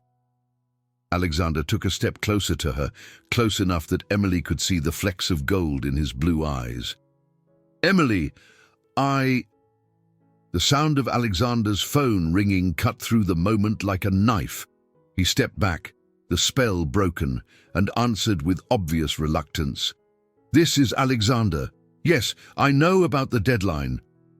No, please, I cannot come in today. We will discuss it tomorrow morning. He hung up and looked at Emily apologetically. I'm sorry about that. Work emergency. It is fine, Emily said, though she felt oddly disappointed by the interruption. We should probably head back anyway. I am getting tired. As they walked back through the house toward Emily's room, she found herself replaying the moment in the study. Had she imagined the tension between them? Had Alexander been about to say something important, or was she reading too much into a simple conversation about his father? Emily, Alexander said as they reached her door, would you like to have dinner together tonight? I was thinking of making pasta, nothing fancy. That sounds wonderful, Emily said. Can I help with anything? Just bring yourself and an appetite. Dinner will be ready around 7. After Alexander left, Emily lay down on her bed and stared at the ceiling, trying to sort through the confusing tangle of emotions in her chest. She was grateful to Alexander for his kindness and generosity, but she was beginning to suspect that what she felt for him was more complicated than simple gratitude. The problem was that she could not trust her own feelings right now. She had just ended a 4-year relationship and survived a traumatic accident. She was vulnerable and dependent on Alexander's charity, however kindly offered. Any feelings she thought she was developing could easily be displaced gratitude or a rebound attraction to the first man who had treated her with genuine kindness. More importantly, Alexander had made it clear that he did not do relationships well. He had told her himself that every woman he had dated found him emotionally unavailable. The last thing either of them needed was for her to develop feelings that would complicate their arrangement and potentially force her to leave before she was ready. Emily closed her eyes and tried to convince herself that the moment in the study had been nothing more than two people sharing a meaningful conversation about loss and legacy. But even as she told herself this, she could not forget the way Alexander had looked at her, or the way her heart had responded when he stepped closer. This was dangerous territory, and she needed to be careful not to mistake kindness for something deeper.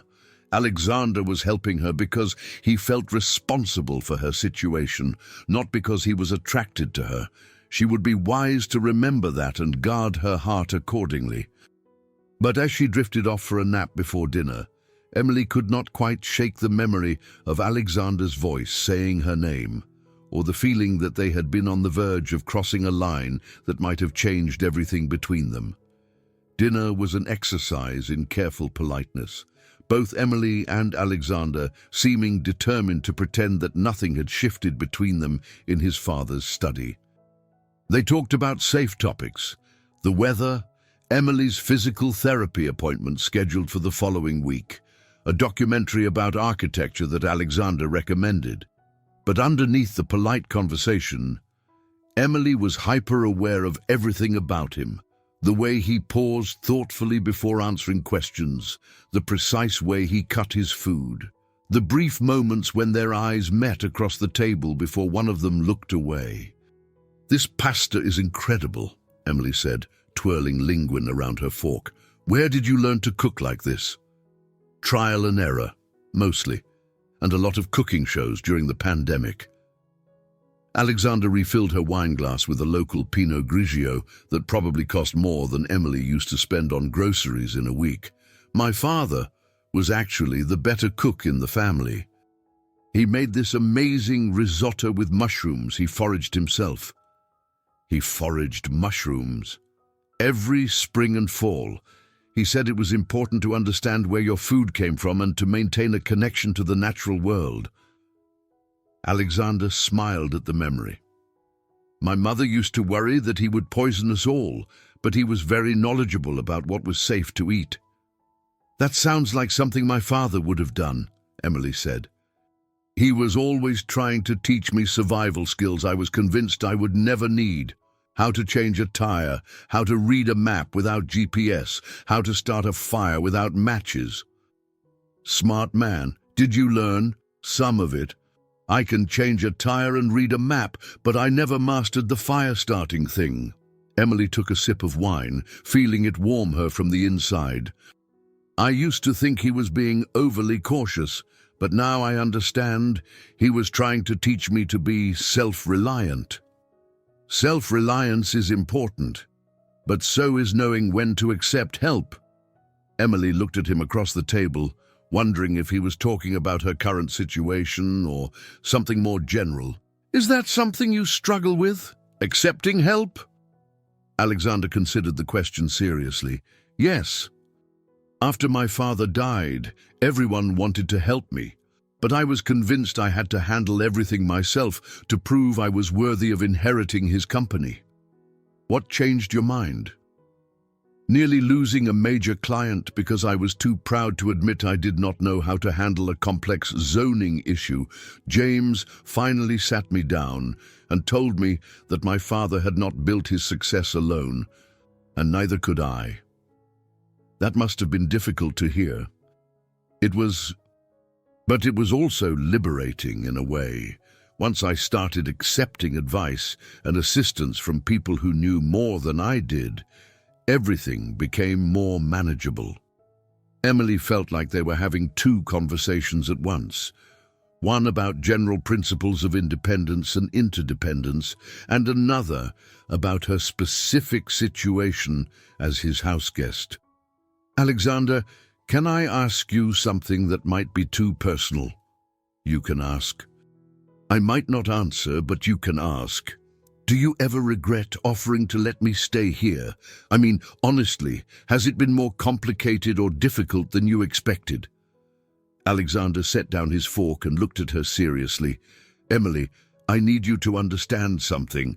Having you here has not been difficult. It has been illuminating." "Illuminating how?" I had forgotten what it was like to have someone to talk to at the end of the day. Someone to share meals with, someone to care about besides myself. I had gotten so used to living alone that I forgot how isolating it could be. Emily felt that dangerous warmth in her chest again. So, I am good company. You are excellent company. Thoughtful, funny, interesting to talk to. You make me think about things differently. Like what? Alexander hesitated, as if he was considering how much to reveal. Like what it means to take care of someone. And what it means to let someone take care of you. I am not sure I understand. I have spent 4 years focused entirely on taking care of my father's legacy, his company, this house, my responsibilities. But I had forgotten what it felt like to take care of an actual person, to pay attention to someone's needs and preferences and moods. Emily felt her heart speed up. And how does it feel? Natural. Right. Like something I was meant to do but had somehow lost track of. They looked at each other across the table, and Emily felt the same tension that had crackled between them in the study earlier. This time, neither of them looked away first. Emily, Alexander said quietly, I need to tell you something else. Okay. When I said earlier that having you here was illuminating, I was not just talking about rediscovering my capacity for caregiving. Emily's breath caught. What else were you talking about? I was talking about rediscovering my capacity for connection, for caring about someone in a way that goes beyond responsibility or obligation. The words hung in the air between them, loaded with implication. Emily felt like they were standing at the edge of a cliff, and the next words either of them spoke would determine whether they stepped back to safety or jumped off together. Alexander, she said carefully, I think we need to be careful here. Careful about what? About confusing gratitude with something else, about mistaking proximity for compatibility, about forgetting that I am here because you feel guilty about hitting me with your car, not because we chose each other under normal circumstances. Alexander leaned back in his chair, something shuddering in his expression. You think what I am feeling is just guilt. I think what we are both feeling is complicated by the circumstances that brought us together. I think it would be easy to misinterpret intense emotions as romantic feelings when they might just be trauma responses or displacement or a dozen other things. And what if they are not? What if what I am feeling is genuine attraction to a remarkable woman who has helped me remember who I want to be? Emily felt her resolve wavering. The way Alexander was looking at her, the sincerity in his voice, made it difficult to maintain her rational distance. Then we still need to be careful, she said finally. Because I am not in a position to make good decisions about relationships right now. I just got out of something toxic and destructive, and I am still figuring out who I am when I am not being controlled or manipulated. Alexander nodded slowly. You are right. I'm sorry if I made you uncomfortable. You did not make me uncomfortable. You made me aware of possibilities I am not sure I am ready to explore. What would make you ready? Emily thought about it seriously. Time, distance from my previous relationship, some clarity about what I want my life to look like going forward. And probably some perspective on whether what I think I feel for you is real, or just a reaction to being treated with kindness after years of emotional abuse. Alexander was quiet for a long moment. Those are all reasonable conditions. Are you disappointed? No. Concerned that I have made things awkward between us, but not disappointed. I would rather know where we stand than pretend that nothing is happening. Emily felt a wave of relief.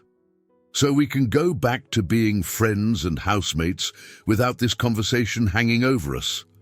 Can we? Because I am not sure I can unknow that you might someday be open to exploring what this could become. Emily looked at him across the table, seeing hope and patience, and something that looked like genuine affection in his expression. "I guess we will find out." Alexander stood up and began clearing the dinner dishes. "For what it is worth, Emily, I think you are exactly the kind of person worth waiting for." As Emily helped him load the dishwasher, she wondered if she had just made the smartest decision of her life or the biggest mistake. All she knew for certain was that Alexander Price was more dangerous to her peace of mind than she had realized, and that she was going to have to be very careful not to let her gratitude turn into something that could break both their hearts. Emily's first physical therapy appointment was scheduled for Tuesday morning at a clinic in downtown Boulder. Alexander had offered to drive her, but she insisted on taking a taxi, partly because she wanted to prove to herself that she could handle simple tasks independently, and partly because she needed some time away from the confusing intensity of their domestic arrangement. The physical therapist, a woman named Kate Morrison, who looked like she could bench press Emily without breaking a sweat, put her through a series of exercises designed to test her range of motion and strength. "The good news is that your injuries are healing well," Kate said, as Emily finished a set of gentle stretches. "The bad news is that you have been compensating for the pain in your hip by changing the way you walk, which has created some tension in your lower back." "Is that serious?" "Not serious, but something we need to address. I am going to give you some exercises to do at home, and I want to see you twice a week for the next month." Emily nodded, making mental notes about the exercises and trying not to think about how much this was going to cost Alexander. "Can I ask you something?" Kate said as she demonstrated a stretching routine. "The man who brought you to the hospital, is he your husband or boyfriend?" "Neither. He is the driver who hit me, and he is letting me stay at his house while I recover." Kate raised an eyebrow. "That is unusually generous. That is what everyone keeps telling me." "Are you comfortable with the arrangement?" Emily considered the question. "Yes. He has been nothing but kind and respectful." "Why do you ask?" "Because in my experience, when someone is that generous without obvious self-interest, they either have a hidden agenda or they are developing feelings. I wanted to make sure you were aware of the potential complications." Emily felt her cheeks heat up. "We have talked about that. We are both committed to keeping things uncomplicated." Kate gave her a look that suggested she had heard that before. "Just be careful. Gratitude and attraction can be easily confused, especially when you are vulnerable." The taxi ride back to Alexander's house gave Emily time to think about Kate's warning. She had been telling herself the same thing for days, but hearing it from an objective outsider made it feel more urgent somehow. When she walked into the house, she could hear Alexander on the phone in his home office, his voice carrying the authoritative tone he used for business calls. Emily went to her room to practice the exercises Kate had given her, trying to focus on the precise movements instead of the growing awareness that her feelings for Alexander were becoming increasingly difficult to categorize as simple gratitude. Around noon, Alexander knocked on her door. "How did the appointment go?" "Well, Kate says I am healing properly, but I need to work on some exercises to prevent back problems from developing." "Kate Morrison, she is excellent. Half the athletes at the University of Colorado see her for sports injuries." Emily looked at him suspiciously. "How do you know so much about her background?" Alexander had the grace to look slightly embarrassed. "I may have researched all the physical therapists in Boulder before choosing which clinic to recommend." "You researched physical therapists?" "I wanted to make sure you got the best possible care." Emily felt that familiar flutter of warmth mixed with exasperation. "Alexander, you cannot research and optimize every aspect of my recovery." "Why not?" "Because it is not your job to manage my life, even if you are paying for it." Alexander was quiet for a moment. "You are right. I am sorry. I have a tendency to overmanage things when I care about the outcome. Is that what you do at work too? According to James, yes. He calls it my control freak tendencies. Emily smiled despite her irritation. At least you are consistent. Is it annoying? A little, but also kind of endearing in a neurotic way. Alexander laughed. Neurotic but endearing.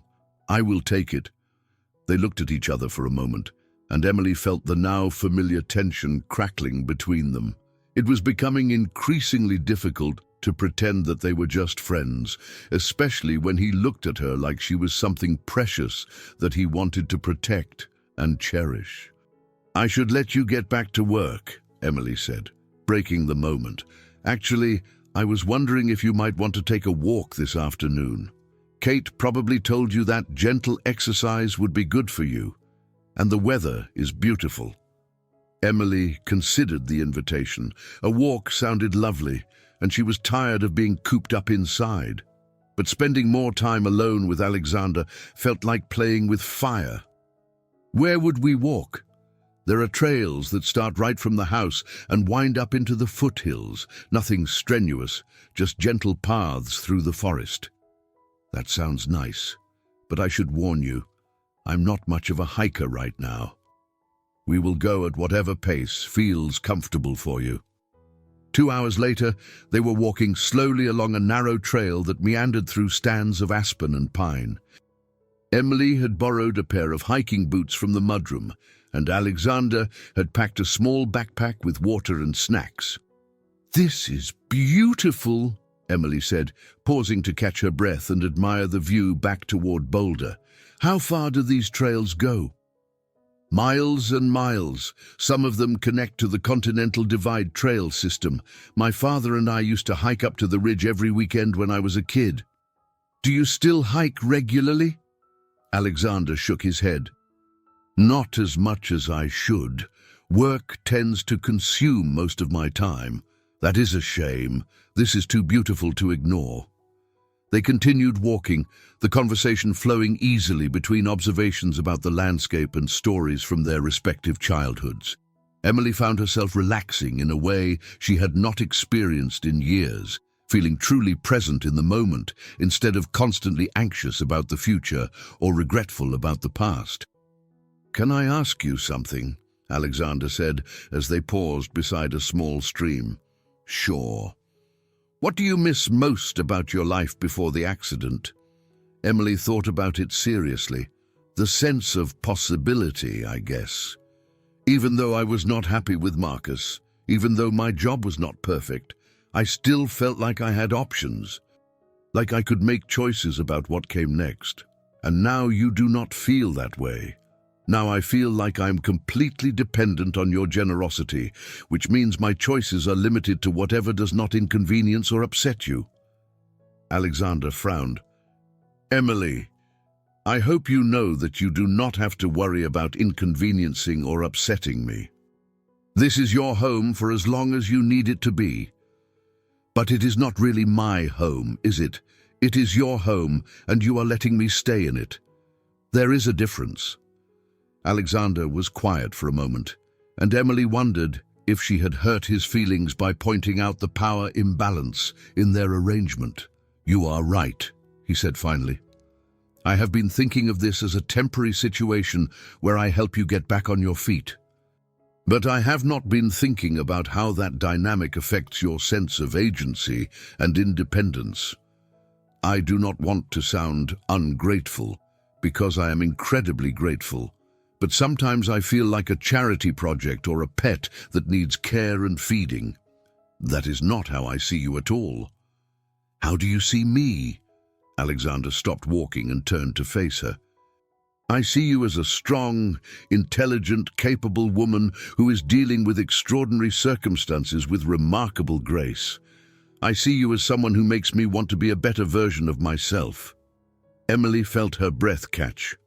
Alexander, I know we agreed to keep things simple, but I need you to know that I do not see you as a project or an obligation. I see you as Emily. Complicated, interesting, maddening, wonderful Emily.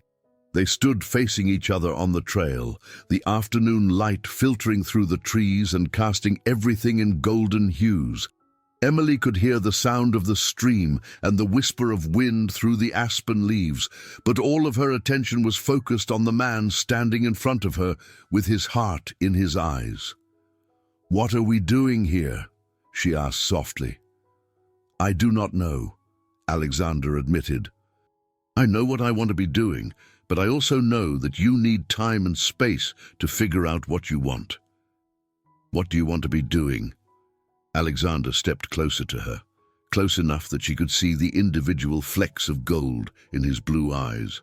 "I want to kiss you. I want to hold your hand while we walk. I want to tell you that you are the most interesting person I have met in years, and that I cannot imagine my life without you in it." Emily felt her heart hammering against her ribs. "Alexander, but I also want you to feel completely free to figure out what you want without any pressure from me. So I'm going to step back and pretend that I did not just say any of that." He took a step back, giving her space to breathe and think, but Emily found herself taking a step forward instead. "What if I do not want you to step back?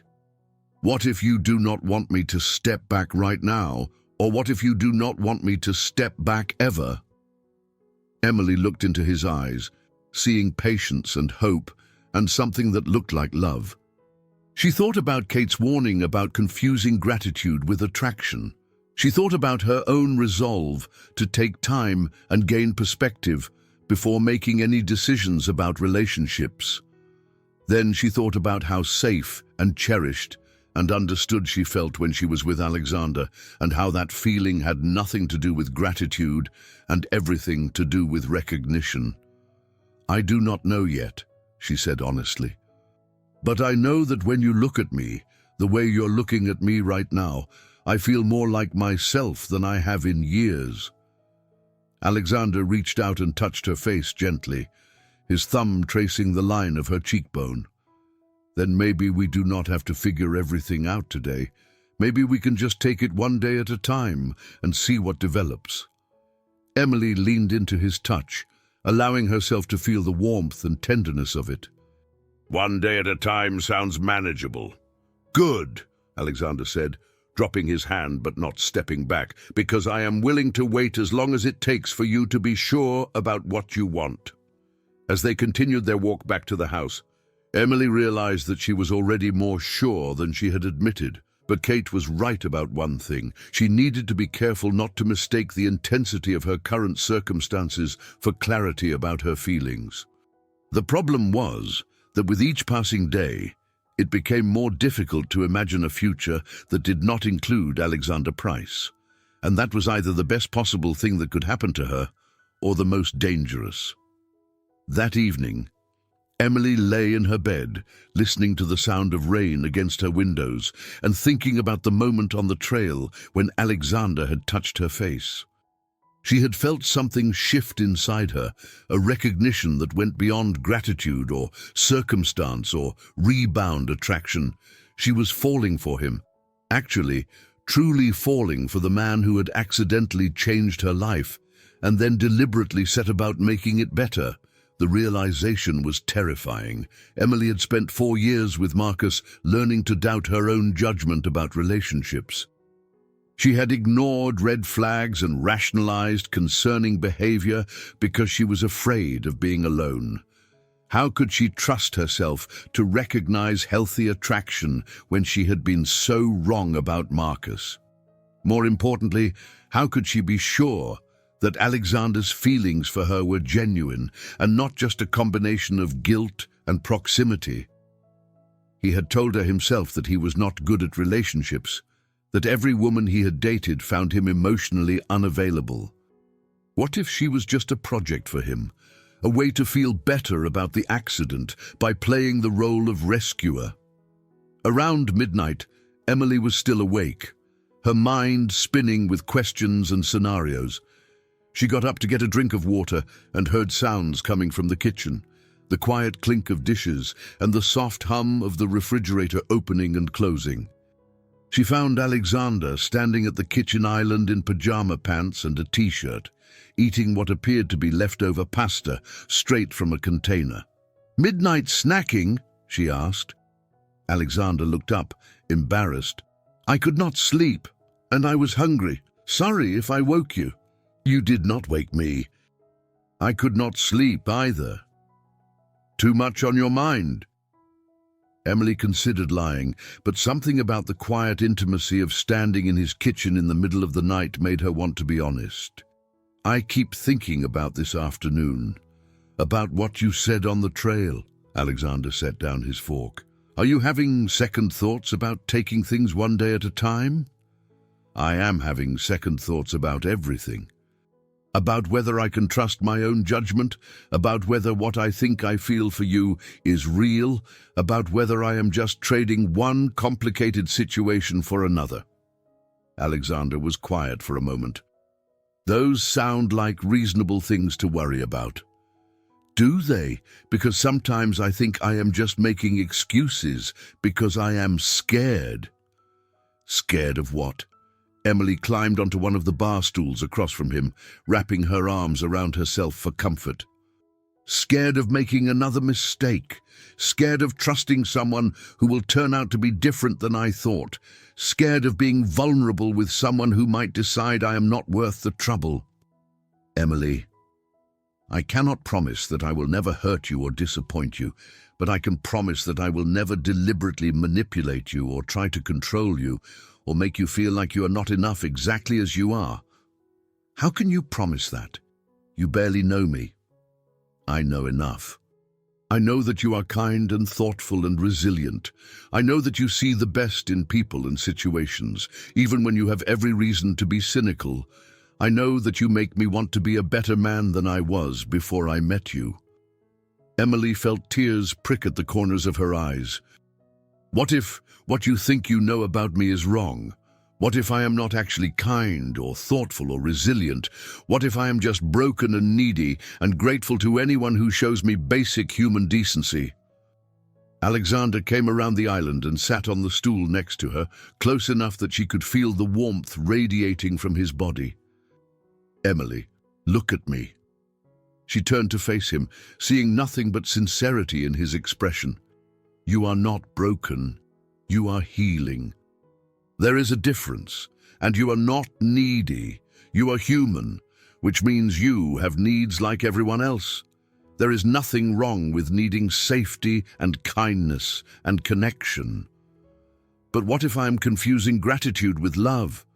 What if you are confusing fear with wisdom?" Emily stared at him. "What do you mean?" "I mean that sometimes when we have been hurt, we become so afraid of being hurt again that we talk ourselves out of taking any risks at all, even good risks. Even risks that might lead to something beautiful. And you think that is what I'm doing? I think you are being careful, which is smart.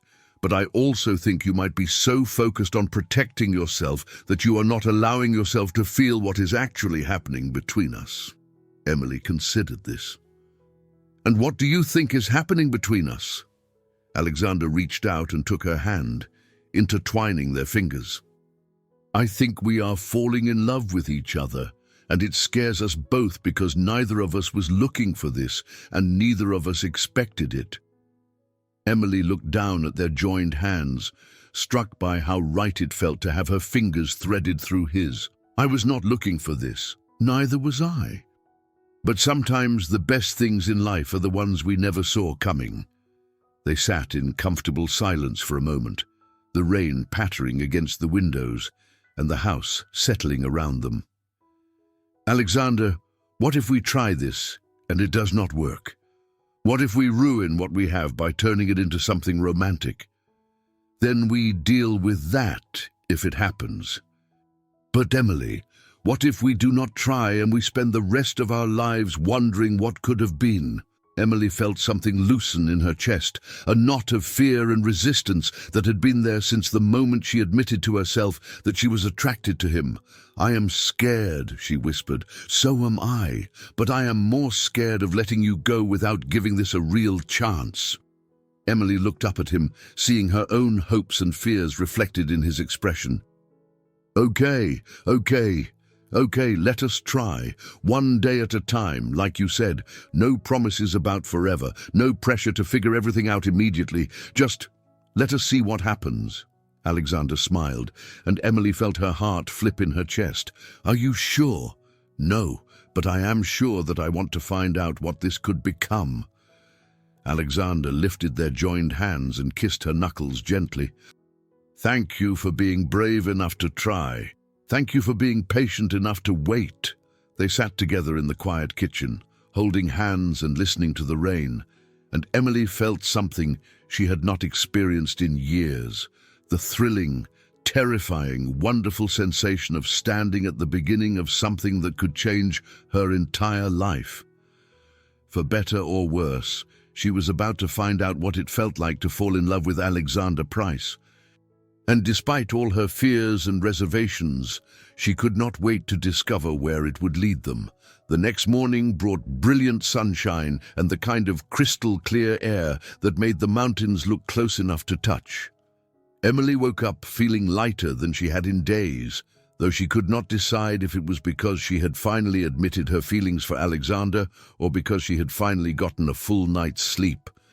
She found Alexander in the kitchen making coffee and what smelled like French toast, humming quietly to himself.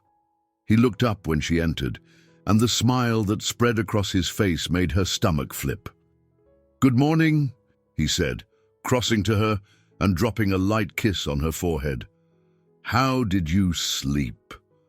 The casual intimacy of the gesture sent warmth spiraling through Emily's entire body. "Better than I have in weeks. What about you?" "Same. I think our conversation last night helped settle some things for me." Emily poured herself coffee and leaned against the counter, watching Alexander work. There was something deeply appealing about seeing him in his element, moving efficiently around his kitchen and clearly enjoying the process of preparing food. "Can I help with anything? Just keep me company." "This is almost ready."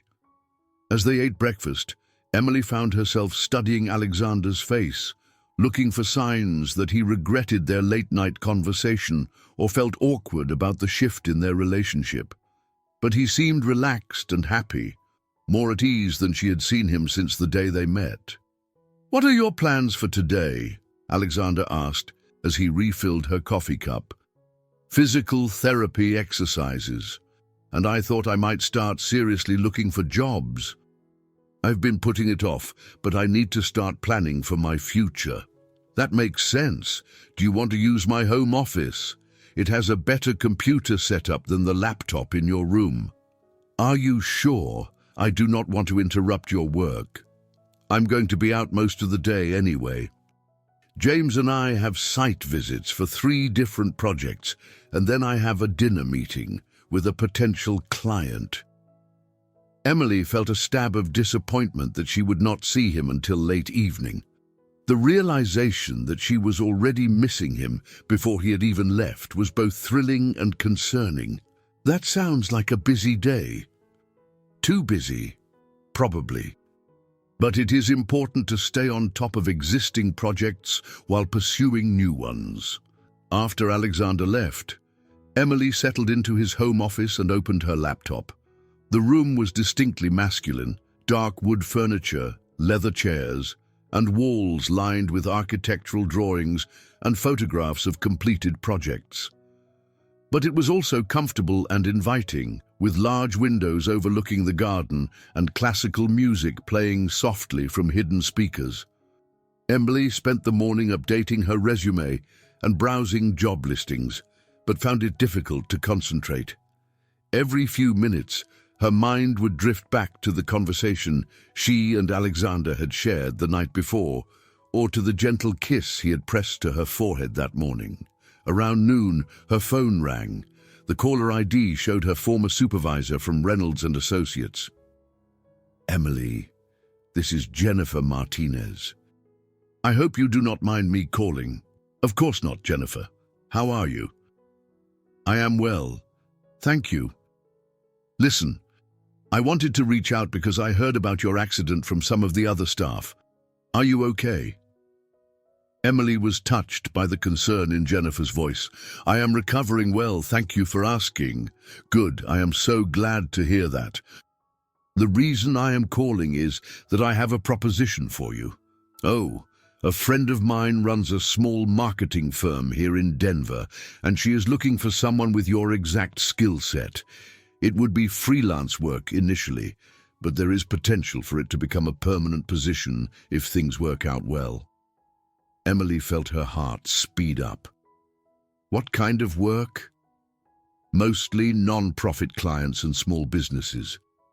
The kind of mission-driven work I know you are passionate about. Would you be interested in hearing more about it? Absolutely. Jennifer gave her the contact information for her friend, a woman named Sarah Chen, who had started her own firm 2 years earlier after leaving one of the larger agencies in Denver. She specifically asked for someone who understood how to tell authentic stories for organizations that actually make a difference in the world, Jennifer said. I immediately thought of you. After Jennifer hung up, Emily stared at the contact information, feeling a mixture of excitement and anxiety. This could be exactly the kind of opportunity she had been hoping for, a chance to work with purpose-driven clients while building her own career and reputation. But it would also mean leaving Boulder and returning to Denver, which would mean leaving Alexander just as their relationship was beginning to develop. Emily spent the rest of the afternoon researching Sarah Chen's company and preparing for a phone interview. By the time Alexander returned home that evening, she had spoken with Sarah and been invited to come in for an in-person meeting the following week. You look excited about something, Alexander said as he found her in the kitchen where she was attempting to cook dinner as a thank you for all his hospitality. I might have a job lead. A really good one. Alexander's expression shifted slightly, happiness mixed with something that looked like concern. Tell me about it. Emily explained about Jennifer's call and her conversation with Sarah Chen, watching Alexander's face carefully for his reaction. That sounds like a wonderful opportunity, he said when she finished. Exactly the kind of work you said you wanted to do. It is. The only complication is that it is in Denver. That is not necessarily a complication. Denver is only 40 minutes away. People commute that distance every day. Emily looked at him carefully.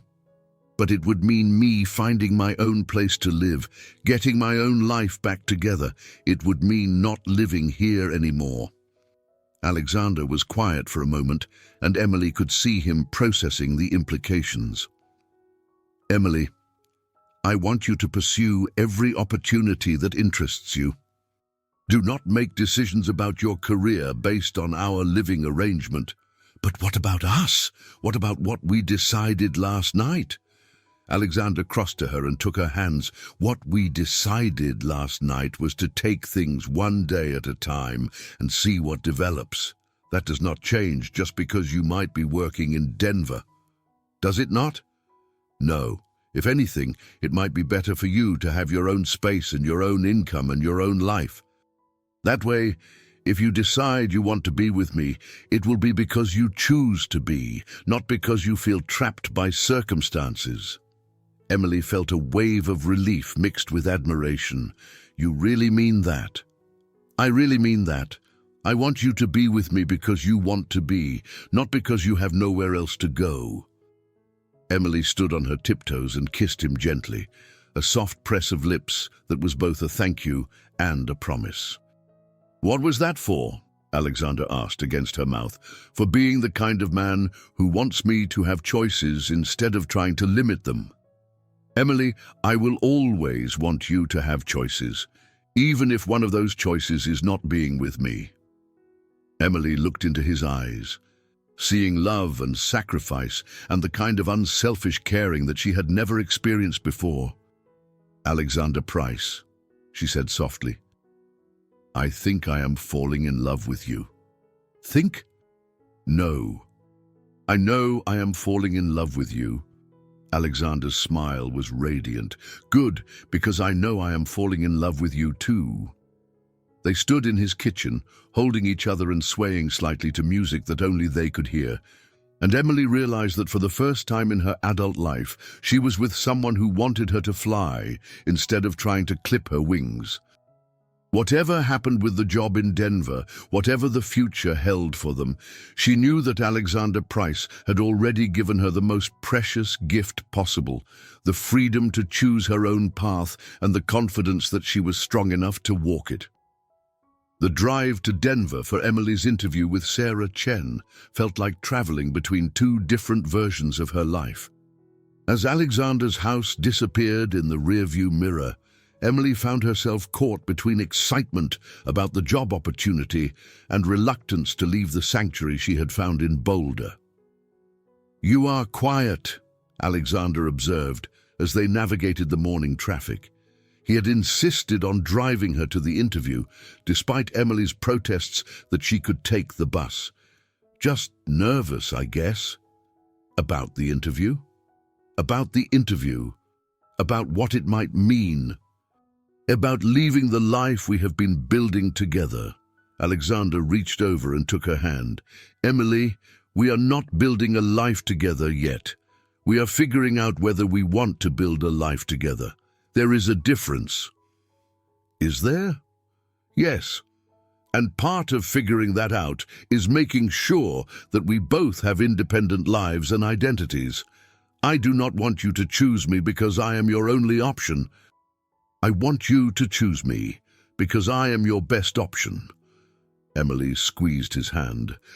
"When did you become so wise about relationships?" "When I met someone worth being wise for." Sarah Chen's office was located in a renovated warehouse in Denver's River North Art District, a space that buzzed with creative energy and purposeful activity. The moment Emily walked in, she felt a sense of recognition. This was the kind of place she wanted to work, with the kind of people she wanted to work alongside. Sarah herself was warm and direct, asking thoughtful questions about Emily's experience and vision for mission-driven marketing. They talked for over an hour about everything from campaign strategy to the ethics of persuasion to the challenge of measuring impact rather than just profit. "I have to be honest with you, Emily," Sarah said as the interview wound down. "This position would require a significant commitment. We are a small team, which means everyone wears multiple hats and works closely together. I need someone who is all in, not someone who is treating this as a stepping stone to something else." "I understand. Can I ask what kind of timeline you are working with?" "I would like to have someone start within the next 3 weeks. I know that might be tight, given your current situation, but we have several new clients coming on board, and I really need the additional bandwidth." Emily felt her heart race. 3 weeks would barely give her time to find an apartment and get settled, let alone figure out how to maintain her relationship with Alexander across the 40-minute divide between Denver and Boulder. "That is definitely fast," Emily said, "but not impossible." "Excellent. I will need to check your references, of course, but assuming those go well, I would like to offer you the position." On the drive back to Boulder, Emily found herself torn between excitement and anxiety. The job was everything she had hoped for: meaningful work, good pay, the opportunity to build her own reputation in the field. But accepting it would mean leaving Alexander just as they were beginning to explore their feelings for each other. "How did it go?" Alexander asked as they merged onto Highway 36. "She offered me the job." Alexander's hands tightened slightly on the steering wheel. "That is wonderful. Congratulations." "Thank you. I think it is exactly what I have been looking for professionally. But," Emily looked at him, seeing the tension he was trying to hide, "but I am scared about what it means for us." "What do you think it means for us?" "I think it means we're going to have to figure out how to have a relationship when we are not living in the same city and seeing each other every day." Alexander was quiet for a moment.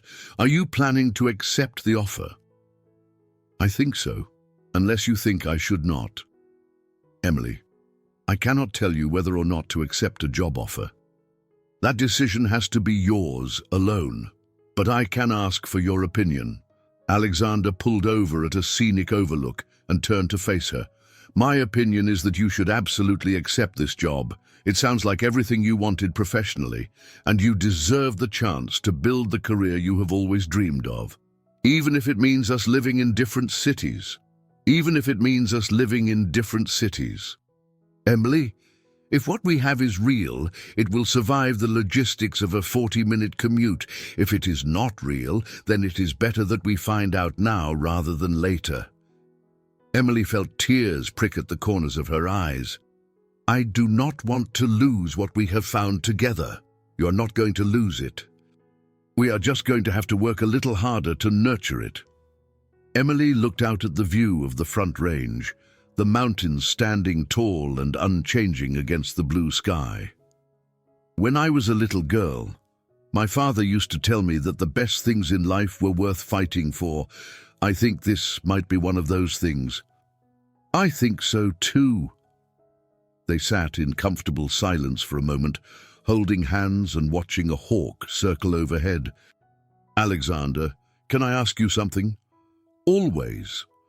Are you going to be okay if I take this job? I mean really okay, not just putting on a brave face for my benefit. Alexander considered the question seriously. I am going to miss having you in my house every day. I'm going to miss cooking dinner for you and talking to you about everything and nothing. I am going to miss the way you make everything feel more vibrant and alive. But I'm also going to be proud of you for taking this step, and I am going to be excited to hear about your work and your successes, and I am going to look forward to whatever time we can spend together, even if it is not as much as we have now. Emily leaned over and kissed him, putting all her gratitude and affection into the gesture. I love you, Alexander Price. I love you too, Emily Stewart. Now let us go home so you can call Sarah Chen and accept that job offer. As they drove back toward Boulder, Emily realized that this was what real love looked like. Not trying to hold on to someone so tightly that you prevented them from growing, but caring about someone so much that you wanted them to have every opportunity to become their best self, even if it made your own life more complicated. She was about to embark on a new chapter of her life, one that would test her professionally and personally in ways she had never experienced before. But for the first time since the accident that had brought them together, Emily felt confident that whatever challenges lay ahead, she and Alexander would face them together.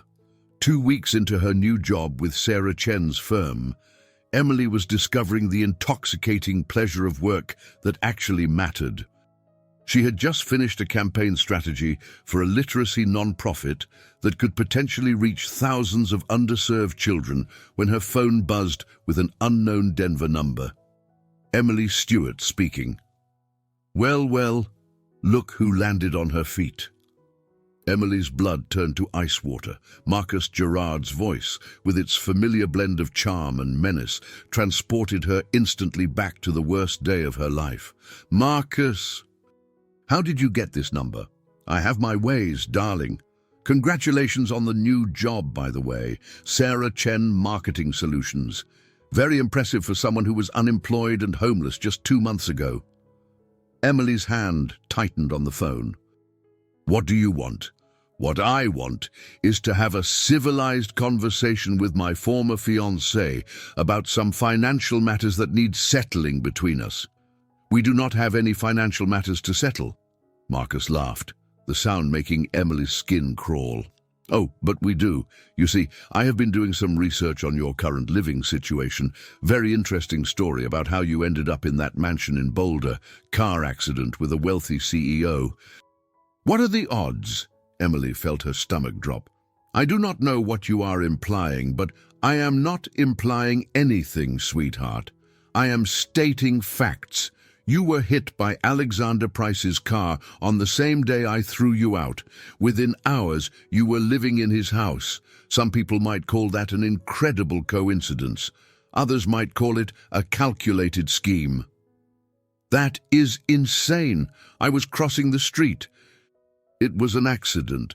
Was it? Because I remember you being pretty desperate that night. No job, no money, nowhere to go. Desperate people do desperate things, like throwing themselves in front of expensive cars driven by guilty rich men. Emily gripped the phone so tightly her knuckles went white. You are sick. I am realistic. And realistic people understand that arrangements like yours always come with a price. I think $50,000 is a reasonable settlement for keeping certain interpretations of events private. Are you blackmailing me? I am offering you an opportunity to resolve this quietly before it becomes a public matter. Alexander Price has a reputation to protect. His company has clients who value integrity and ethical behavior. A scandal about his involvement with a woman who deliberately threw herself in front of his car could be very damaging. Emily felt rage building in her chest, hot and pure and clarifying. No one would believe that. Would they not? Homeless woman with no options suddenly living with millionaire CEO after convenient accident. The story writes itself. Emily, and I have documentation of your financial situation at the time. Bank statements showing you had $1,200 to your name. Employment records showing you were fired the same day. Very compelling evidence of motive. Evidence of what? That I was having the worst day of my life? Evidence that you were desperate enough to stage an accident for financial gain. Insurance fraud is a serious crime, darling. So is extortion. But I am feeling generous. 50,000, and this all goes away. Emily closed her eyes, feeling the familiar, suffocating sensation of being trapped by Marcus's manipulation. But something was different this time. She was not the same broken woman he had thrown away 2 months ago. And if I refuse, then I contact the local news outlets. Channel 7 loves human interest stories, especially ones involving wealthy businessmen and questionable circumstances. I imagine Alexander's clients would be very interested to learn about his judgment in personal matters. You are threatening to destroy an innocent man's reputation because you want money. I am protecting myself from being associated with someone who committed insurance fraud. Very different thing. Emily felt something crystallize inside her, a clarity she had never experienced before. Marcus was counting on her being the same frightened, dependent woman he had controlled for 4 years. He had no idea who she had become. Marcus, I have a counter-proposal for you. Oh, go to hell! Emily hung up the phone and immediately called Alexander. Emily, is everything okay? You sound upset. Marcus just called me. He is trying to blackmail us. There was a moment of deadly silence. When Alexander spoke again, his voice was absolutely calm, which somehow made it more frightening than if he had been shouting. What did he say? Emily explained the entire conversation, watching through her office window as people walked past on the busy Denver street, living their normal lives while her world tilted dangerously. Emily, listen to me very carefully. Do not pay him anything. Do not agree to meet with him. Do not have any further contact with him at all. He says he is going to the media. Let him. We have nothing to hide. But your reputation, your business, Emily, my reputation is built on 30 years of honest work and ethical behavior. It will survive whatever lies Marcus Gerard wants to tell. Emily felt some of the tension leave her shoulders. What do? We document everything. Do you still have the recording feature on your phone? Yes. If he calls again, record the conversation. In Colorado, only one party needs to consent to recording, so it is perfectly legal. And Emily? Yes? I want you to know that I am proud of you for hanging up on him. The woman I met 2 months ago might have been intimidated by his threats. But you are not that woman anymore. Emily felt tears prick at her eyes, but they were tears of gratitude rather than fear. I love you, Alexander. I love you too, and we are going to handle this together. After Alexander hung up, Emily sat in her office thinking about the conversation. Marcus had made one critical miscalculation. He had assumed she was still the same person he had manipulated and controlled. He had no idea that she had spent 2 months learning what it felt like to be valued and supported and loved without conditions. More importantly, he had no idea that she was no longer afraid of him. Her phone buzzed with a text message from an unknown number. You have 48 hours to reconsider. After that, I start making calls. Think about Alexander's reputation before you do something you will both regret. Emily screenshot the message, forwarded it to Alexander, and then blocked the number. If Marcus Gerard wanted a fight, he was going to get one. But this time, Emily was not fighting alone, and this time she was fighting as a woman who knew her own worth. Sarah Chen knocked on Emily's office door an hour later, concern written across her face. Everything okay in here? You look like you have seen a ghost. Emily considered her options. She could lie, pretend everything was fine, and handle this crisis privately. Or she could trust the woman who had given her this opportunity and ask for advice from someone with no emotional investment in the situation. My ex-fiancé is trying to blackmail me, Emily said. He is threatening to spread lies about how I met my current boyfriend unless I pay him $50,000. Sarah came into the office and closed the door behind her. What kind of lies? Emily explained the situation, watching Sarah's expression grow increasingly outraged. So, let me get this straight, Sarah said when Emily finished. This man threw you out of your shared apartment with no notice. You were hit by a car while crossing the street in emotional distress, and now he wants to claim you staged the accident for financial gain. That is his story. And he thinks people will believe this because you had no money at the time. Apparently. Sarah was quiet for a moment, her expression thoughtful. Emily, I have been in marketing for 15 years. I know how to analyze the credibility of a story. His version has more holes than Swiss cheese. What do you mean? Think about it from a logical perspective. If you were going to stage an accident for financial gain, would you choose a random intersection on a rainy night? Would you risk serious injury or death? Would you target a complete stranger with no guarantee that he would feel obligated to help you? Emily had not thought about it from that angle. I suppose not. Of course not. A staged accident would be planned, controlled, with guaranteed outcomes. What happened to you was the opposite of planned. It was pure chance, bad timing, and terrible circumstances. But Marcus has documentation of my financial situation. So, being broke does not make you a criminal. Millions of people lose their jobs and struggle financially without resorting to insurance fraud. Emily felt a wave of relief. You think his story would not hold up to scrutiny. I think his story is ridiculous. But more than that, I think his approach tells us everything we need to know about his character and his chances of success. What do you mean? Sarah leaned forward in her chair. Professional blackmailers do not give their targets 48 hours to consider payment. They strike fast and demand immediate compliance. The fact that Marcus is giving you time to think suggests he is not confident in his position. Or he is giving me time to panic and make a bad decision. Maybe. But I think he is giving you time because he knows his story is weak and he is hoping you will pay him to avoid the hassle rather than fight him on the merits. Emily felt something shift in her chest, fear giving way to determination. What would you do in my situation? I would call his bluff.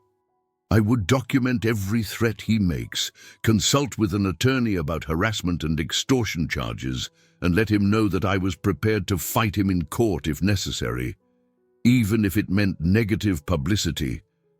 Emily, the kind of people who would believe Marcus's story without evidence are not the kind of people whose opinions matter. Everyone else will see it for what it is, a desperate attempt by an ex-boyfriend to extort money from someone who escaped his control. Emily left work that evening feeling more confident than she had since Marcus's call that morning. She drove straight to Boulder, needing to see Alexander and discuss their strategy for handling the situation.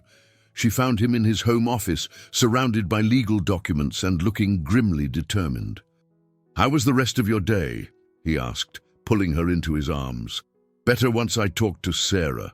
She thinks Marcus's story would not hold up to scrutiny." Sarah is right. I spent the afternoon on the phone with my attorney. Marcus's threats constitute extortion under Colorado law, which is a felony. Emily felt a thrill of vindication. So we could press charges. We could. But first, we want to give him an opportunity to dig his own grave a little deeper. What do you mean? Alexander led her to his desk, where he had laid out a timeline of events from the day of the accident. Hospital records, police reports, insurance documentation, everything that proved the legitimate nature of their situation. "My attorney wants us to document every contact Marcus makes.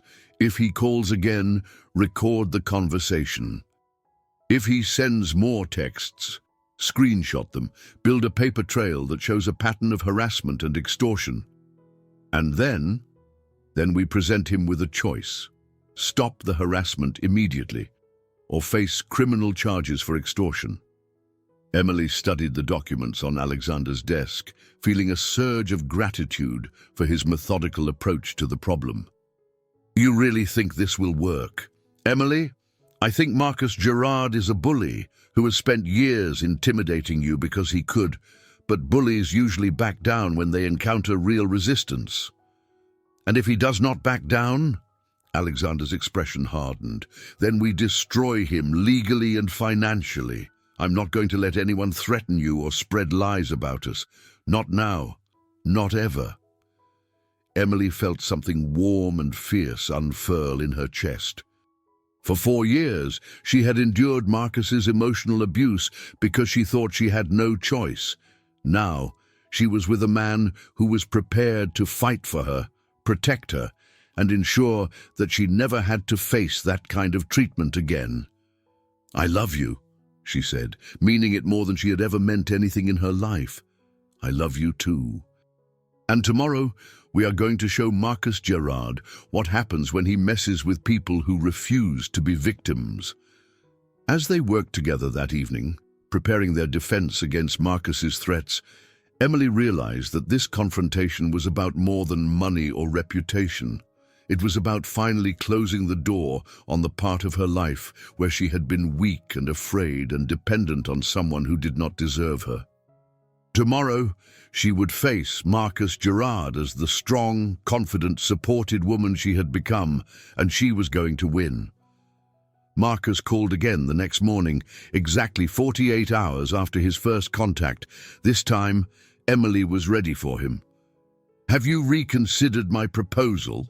he asked without preamble. "I have," Emily said, activating the recording app on her phone, "and my answer is still no." "That is disappointing, Emily.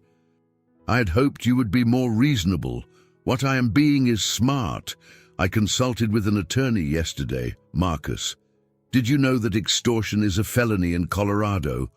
There was a brief pause. "I am not extorting anyone. I am simply pointing out the potential consequences of certain interpretations of events."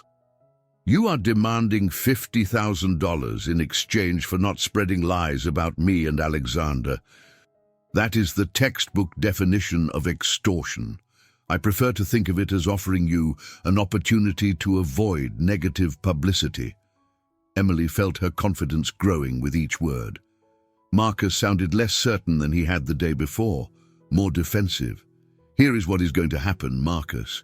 You are going to stop calling me, stop texting me, and stop threatening to spread lies about me or Alexander. If you contact me again in any way, I will have you arrested for harassment and extortion. You are making a mistake, Emily. I can make this very unpleasant for both of you. No, Marcus, you cannot, because your story does not make sense. You have no evidence to support it, and the only thing you are accomplishing is creating a paper trail of your own criminal behavior. We will see about that. Yes, we will. And Marcus, I want you to understand something. I'm not the same woman you threw away 2 months ago. I'm stronger now, smarter now, and I have people in my life who actually care about my well-being. You cannot intimidate me anymore. This is not over, Emily. Yes, it is. Goodbye, Marcus. Emily hung up and immediately forwarded the recording to Alexander and his attorney. For the first time since this nightmare began, she felt completely in control of the situation. An hour later, Alexander called her. Emily, you were magnificent. My attorney says the recording gives us everything we need to file criminal charges if Marcus contacts you again. How do you think he will respond? Honestly, I think he will disappear. Bullies like Marcus rely on their victims being isolated and afraid. Once they realize their target has support and resources, they usually move on to easier prey. Emily felt a weight lift from her shoulders. So it is really over? I think so. But if it is not, we are prepared to take this as far as it needs to go. That evening, Emily drove to Boulder feeling lighter than she had in days. She found Alexander in the kitchen, cooking dinner and humming softly to himself. The sight of him moving confidently around his kitchen, preparing a meal for both of them, filled her with such overwhelming love that she had to pause in the doorway to catch her breath. How long have you been standing there? Alexander asked without turning around. Long enough to realize that I want to watch you cook dinner for the rest of my life. Alexander turned to face her, his expression serious. Emily, is that a hypothetical statement or a specific request? Emily felt her heart hammering against her ribs. What would you say if it were a specific request? Alexander crossed to her and took her face gently in his hands. I would say that I have been hoping you would make that request since the day we met. Even though I'm complicated and damaged and come with crazy ex-fiancés who try to blackmail people. Especially because you are complicated and strong and brave enough to stand up to crazy ex-fiancés who try to blackmail people. Emily stood on her tiptoes and kissed him, pouring all her love and gratitude and hope for their future into the gesture. When they finally broke apart, both of them were breathing hard. Alexander, I need to tell you something. What? I am not going back to my apartment in Denver tonight. Alexander's eyes darkened. Are you sure? I am sure. I am tired of pretending that I do not want to be with you completely. I'm tired of holding back because I think I should wait longer or be more careful or protect myself from getting hurt. Emily, I do not want you to feel pressured. I do not feel pressured. I feel ready. I feel like I have been ready for weeks, but I was too scared to admit it. Alexander searched her face, looking for any sign of doubt or uncertainty. What changed? Standing up to Marcus changed everything. For the first time in my adult life, I fought back against someone who was trying to control me, and I won, not because I had to, but because I chose to. And that makes you ready for this. That makes me ready for everything, for choosing you, for building a life with you, for trusting that what we have is real and strong enough to handle whatever comes next. Alexander kissed her again, deeper this time, with a passion that made Emily's knees weak. When they broke apart, his forehead rested against hers. Emily Stewart, will you stay with me tonight? Alexander Price, I will stay with you every night for the rest of our lives if you will have me. That sounds like a proposal. Emily laughed, feeling giddy with happiness and possibility. Maybe it is. Then my answer is yes. To tonight, to forever, to everything. As Alexander led her upstairs to his bedroom, Emily realized that Marcus Gerard had unknowingly given her the greatest gift possible, the opportunity to prove to herself that she was strong enough to fight for what she wanted, and what she wanted was Alexander Price, completely and forever. The thought of Marcus trying to destroy what they had built together no longer scared her, because she finally understood that what she and Alexander had was bigger than any threat, stronger than any lie, and more real than anything she had ever experienced before. Tonight, she was going to show Alexander exactly how ready she was for their future together, and tomorrow she was going to start building the life she had always dreamed of, but never believed she deserved. Emily woke up in Alexander's arms as dawn light filtered through the bedroom windows, feeling more complete than she had ever felt in her life. The night had been everything she had hoped for and more, tender, passionate, connecting them in ways that went far beyond the physical. Alexander was still sleeping, his face relaxed and peaceful in the early morning light. Emily allowed herself the luxury of studying him, memorizing the details of his features and marveling at how much her life had changed since the accident that brought them together. "Good morning," Alexander said softly, his eyes still closed. "How did you know I was awake? Your breathing changed, and you have been watching me sleep for the past 10 minutes. Emily felt her cheeks heat up. "How do you know that with your eyes closed?" Alexander opened his eyes and smiled at her. "Because I have been watching you watch me. That is very sneaky. That is very romantic." Alexander pulled her closer, nuzzling her neck. "How are you feeling this morning?" "Perfect. Absolutely perfect. No regrets." Emily considered the question seriously. "None. You? Only that it took us this long to get here." They lay in comfortable silence for a while, holding each other and watching the sun rise over the mountains. Emily felt a deep sense of peace, as if all the broken pieces of her life had finally arranged themselves into something beautiful and whole. "Alexander, can I ask you something?" "Always." "What happens now?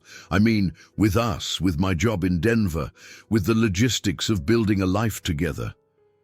Alexander was quiet for a moment, his fingers tracing lazy patterns on her shoulder. "What do you want to happen?" "I want to find a way to make this work without either of us having to sacrifice what we have built independently. I love my job, and you love yours. I do not want to give up my career, and I would never ask you to give up yours. So we figure out how to have both. Is that possible?" Alexander rolled onto his side to face her fully. "Emily, people have been making long-distance relationships work for centuries. Denver is 40 minutes away, not 4,000 miles. We can see each other every day if we want to. But what about when we want to take the next step? What about when we want to live together officially? Then we figure out where we want to live together. Maybe it is here. Maybe it is in Denver. Maybe it is somewhere in between. Maybe we keep both places and split our time." Emily felt a wave of relief. "You would consider moving to Denver?" "Emily, I would consider moving to Mars if that was what it took to build a life with you. But I do not think it will come to that.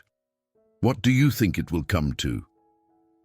Alexander was quiet for a long moment, and Emily could see him working through possibilities in his mind.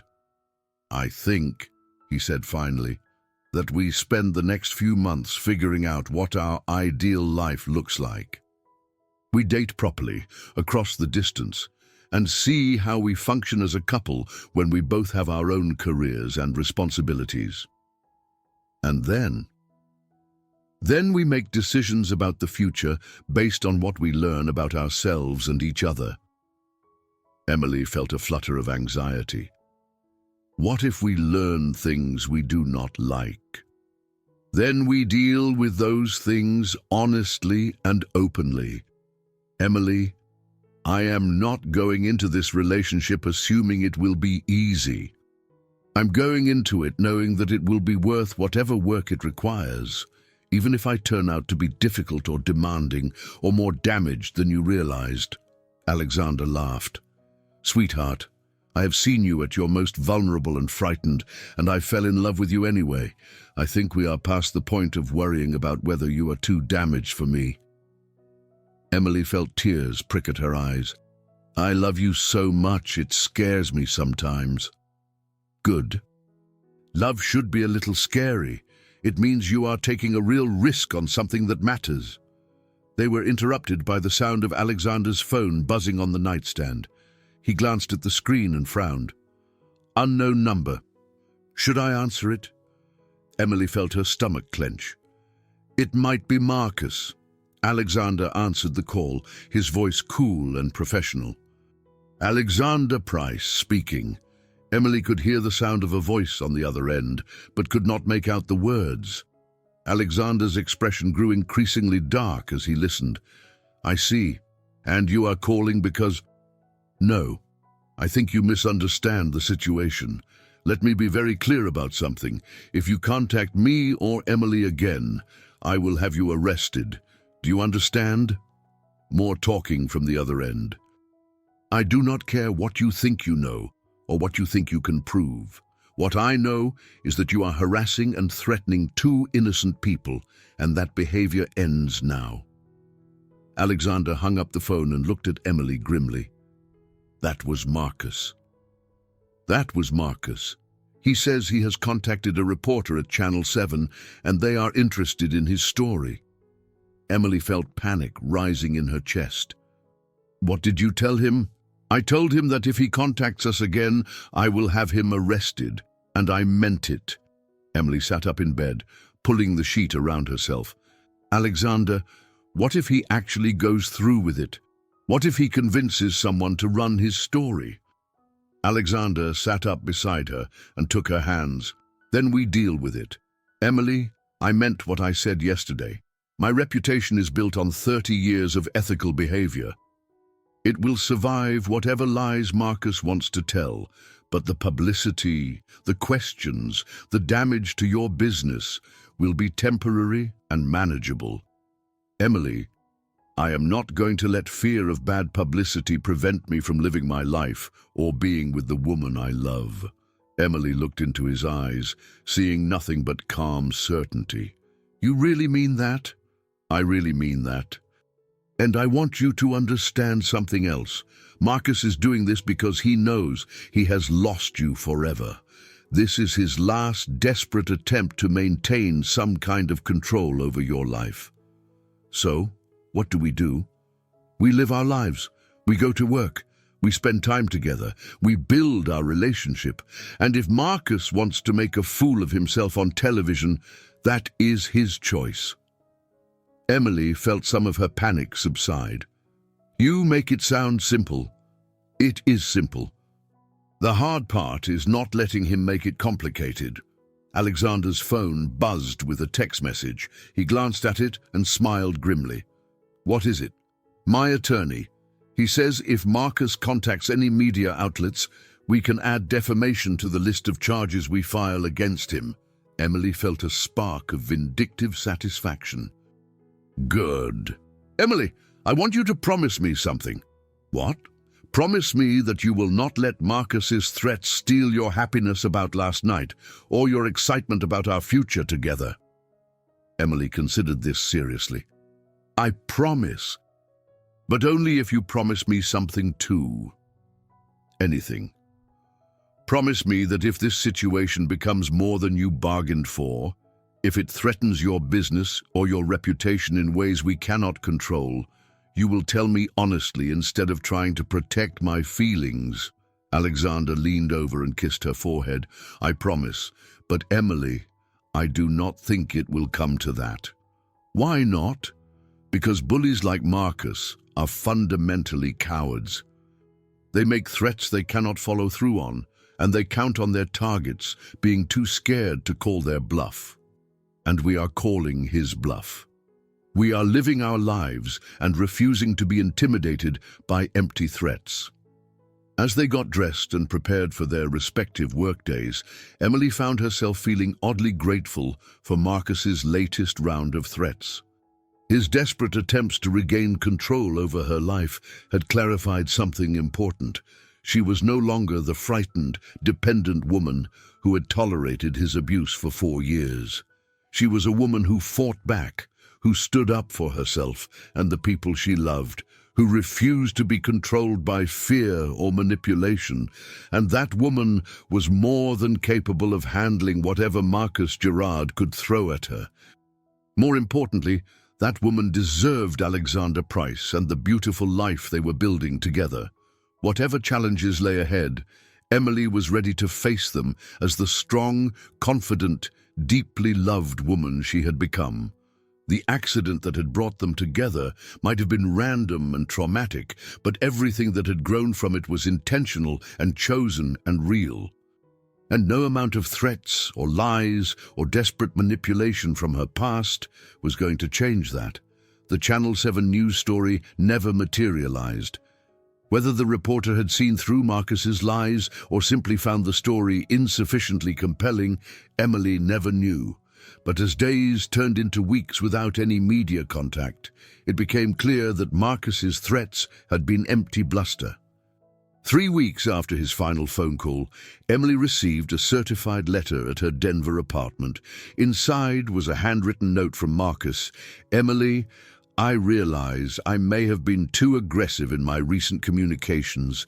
I wish you well in your new life. Marcus." The formal, distant tone told Emily everything she needed to know. Marcus had been advised by someone, probably an attorney, to cease all contact immediately. His attempt at extortion had failed, and he was retreating before facing legal consequences. Emily showed the letter to Alexander that evening over dinner at her apartment, the first meal they had shared in her own space. "What do you think changed his mind?" she asked. "I think he finally understood that he was playing a game he could not win," Alexander said, studying the brief note. "Or his attorney explained the potential penalties for extortion and harassment. So it is really over. It is really over." Emily felt a weight lift from her shoulders that she had not realized she was still carrying. "I cannot believe how anticlimactic that was." "The best endings usually are. Drama is overrated," Emily laughed. "Says the man who stayed by my hospital bed all night after hitting me with his car. That was not drama, that was responsibility." "And falling in love with me," Alexander smiled. "That was just good luck." They had settled into a comfortable routine over the past month. Emily worked in Denver during the week, spending most nights at her apartment, but frequently driving up to Boulder for dinner or staying over on weekends. Alexander made the trip to Denver 2 or 3 times a week, sometimes for business, but often just to see her. The arrangement was working better than either of them had expected. Emily loved her job and felt energized by the meaningful work she was doing. Alexander had begun taking on more personally fulfilling projects, including a pro bono design for a new community center in an underserved area of Denver. "I have been thinking about something," Emily said, as they cleaned up dinner dishes together. "What about?" "About what you said that morning after we first slept together, about spending a few months figuring out what our ideal life looks like." Alexander set down the dish he was drying and gave her his full attention. "And what have you figured out?" "I have figured out that my ideal life involves waking up next to you every morning and falling asleep in your arms every night. Everything else is just logistics." Alexander's smile was radiant. "That is very convenient because I have reached the same conclusion." "So what do we do about the logistics? What do you want to do about them?" Emily had been thinking about this question for weeks, weighing options and considering possibilities. I want to find a place that is ours, not your house where I'm staying, not my apartment where you visit. Somewhere we choose together and build together. Where? I do not know. Maybe somewhere between Boulder and Denver. Maybe we keep your house for weekends and find something closer to my office for weekdays. Maybe we do something completely different. Alexander pulled her into his arms. Emily Stewart, are you asking me to move in with you? I'm asking you to build a life with me, a real life, with shared mortgage payments and joint bank accounts and arguments about whose turn it is to take out the trash. That sounds wonderfully ordinary. After everything we have been through, ordinary sounds perfect. Alexander kissed her softly. Then let us start looking for our wonderfully ordinary life together. 2 months later, they found a house in Louisville, a small city exactly halfway between Boulder and Denver. It was nothing like Alexander's mountain mansion or Emily's downtown apartment, just a modest craftsman bungalow with a front porch, a small garden, and enough space for both of them to have home offices. It is perfect, Emily said, as they walked through the empty rooms with their real estate agent. It needs work, Alexander pointed out. The kitchen is outdated, the bathrooms need renovation, and the hardwood floors should be refinished. Even better, we can make it exactly what we want. Alexander looked at her with amusement. You want a fixer-upper. I want a project we can work on together. Something that will be completely ours, because we created it together. 3 weeks later, they were homeowners, standing in their new living room, surrounded by boxes and painting supplies and endless possibility. Any regrets? Alexander asked as they surveyed the chaos, only that it took a car accident and a crazy ex-fiancé for us to find each other. I do not regret those things, Alexander said seriously. Without them, you might have spent years trapped in a relationship that was slowly destroying you, and I might have spent years convinced that I was not capable of loving someone properly. Emily turned to face him fully. Do you really think we would not have found each other eventually?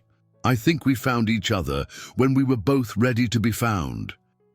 Everything that happened before, good and bad, led us to that intersection on that rainy night. So you think it was fate? I think it was luck. But I think what we did with that luck was choice. Emily stood on her tiptoes and kissed him, tasting sawdust and hope, and the promise of their future together. I choose you, Alexander Price, today and every day for the rest of our lives. I choose you too, Emily Stewart, forever and always. As they stood in their new home, holding each other and planning their shared future, Emily realized that the worst day of her life had led directly to the best day. The accident that had broken her body had healed her spirit. The man who had hit her with his car had helped her learn to love herself. And the love they had built together was stronger than any obstacle, more real than any threat, and more beautiful than anything either of them had ever imagined possible. Their story had begun with an ending. The end of Emily's old life, the end of Alexander's isolation, the end of both of their assumptions about what love could be. But it was also, more importantly, a beginning, the beginning of a partnership built on choice rather than circumstance, on equality rather than dependence, on the kind of love that made both of them better than they had ever been alone. As they unpacked boxes and hung pictures and slowly transformed their house into their home, Emily and Alexander were creating something that neither Marcus's threats nor any other external force could touch. A life built on authenticity, respect, and the daily choice to love each other completely. It was ordinary and extraordinary, simple and profound, exactly what Emily had dreamed of but never dared to believe she could have. And it was only the beginning of their story together. 1 year later, Emily stood in the garden behind their house, watching Alexander install a trellis for the climbing roses they had planted in the spring. The yard had been transformed from a patch of weeds into a small but thriving garden, complete with vegetables, herbs, and flower beds that provided color from early spring through late fall. "Hand me that level, would you?" Alexander called from his position halfway up a ladder. Emily picked up the tool and climbed up to pass it to him, stealing a kiss in the process. "That is not helping me concentrate," he said against her lips. "Good, you work too hard anyway." Alexander climbed down from the ladder and surveyed his work. "What do you think?" Emily stepped back to examine the trellis, imagining it covered with roses in full bloom. "I think it is going to be beautiful. I think this whole garden is going to be beautiful. It already is beautiful. It just keeps getting better." Emily looked around at their small paradise. The vegetable garden that would soon provide fresh tomatoes and peppers, the herb spiral Alexander had built near the kitchen door, the small greenhouse where they started seedlings every winter. "Do you ever miss your old house?" she asked. "All that space and luxury and the mountain views." Alexander considered the question seriously. "I miss some things about it. The library, mostly, and the view from the study, but this feels more like home than that place ever did." "Why?" "Because we built this together. Every plant we chose, every improvement we made, every decision about what went where. That house was my father's dream. This is our dream." Emily felt the familiar flutter of love and gratitude that still caught her by surprise sometimes. A year of living together had taught them both that daily life was full of small challenges and compromises. But it had also shown them that their foundation was solid enough to handle whatever came their way. "Emily, I have something for you." Emily turned to find Alexander holding a small wrapped package. "What is this for?" "It is not my birthday or our anniversary or anything special. It is Sunday and we finished the trellis, and I saw this and thought of you. Is that special enough?" Emily unwrapped the package to find a small ceramic pot with a single sunflower seedling. "I know we do not have room for sunflowers in the garden, but I thought maybe we could put it in a big container on the back porch." "Sunflowers always turn toward the light, no matter where they are planted." Emily felt tears prick at her eyes. "Alexander, this is perfect." "Why are you crying? Do you not like it?" "I love it. I love it because you pay attention to things like that, because you notice that I always smile when I see sunflowers, because you think about what would make me happy even when you are focused on other things." Alexander pulled her into his arms. "Emily, making you happy is not something I have to think about. It is just something I want to do, every day, for the rest of our lives. Even when I'm cranky about work or worried about money or having a bad hair day. Especially then." They stood in their garden, holding each other and their new sunflower, and Emily marveled at how completely her life had changed. The woman who had been thrown away like garbage was now cherished like treasure. The woman who had been controlled and diminished was now supported and celebrated. The woman who had believed she was not worth fighting for now knew she was worth everything. "Alexander, do you remember what you said to me that first night in the hospital?" "I said a lot of things that first night. You said that I was your responsibility, and that until I was completely recovered, you would take care of me. I remember. When do you think I became completely recovered?" Alexander pulled back to look at her face. "What do you mean?" "I mean, at what point did I stop being your responsibility and start being your choice?" Alexander considered this seriously. "I think you stopped being my responsibility the moment I realized I was falling in love with you. But Emily, you never stopped being my choice. Every day I choose you. Every day I choose us. Even though I am not broken anymore, even though I do not need rescuing. Especially because you are not broken and do not need rescuing. I do not want to be with you because you need me, Emily. I want to be with you because I love you, respect you, and genuinely enjoy your company." Emily felt her heart swell with happiness. Good, because I do not want to be with you because I need you either. I want to be with you because you make me laugh, because you challenge me to be better, and because you are the most genuinely good person I have ever known. So we are together because we want to be, not because we have to be. We are together because we choose to be every single day. Alexander smiled and kissed her forehead. That sounds like the kind of love story that lasts forever. As they carried the sunflower seedling to its new home on the back porch, Emily reflected on the journey that had brought them to this moment. The accident that had seemed like the worst possible thing had actually been the beginning of the best possible life. She had learned that love was not about being rescued or rescued someone else. It was about two whole people choosing to build something together that was stronger and more beautiful than anything either could create alone. She had learned that her own worth was not determined by how much someone else wanted to control her, but by how much she was willing to fight for her own happiness and growth. Most importantly, she had learned that sometimes the most devastating endings were actually disguised beginnings, and that the courage to start over could lead to a life more wonderful than anything she had ever imagined. As she and Alexander settled onto their porch swing, watching the sun set behind the mountains and planning where to put their new sunflower, Emily felt complete in a way she had never experienced before. She was exactly where she belonged, with exactly the person she was meant to love, living exactly the life she was meant to live. And it was just the beginning of their happily ever after. I hope you enjoyed today's story. Subscribe to the channel so you don't miss more stories like this. Leave a like and comment below what you thought of the story. See you in the next video.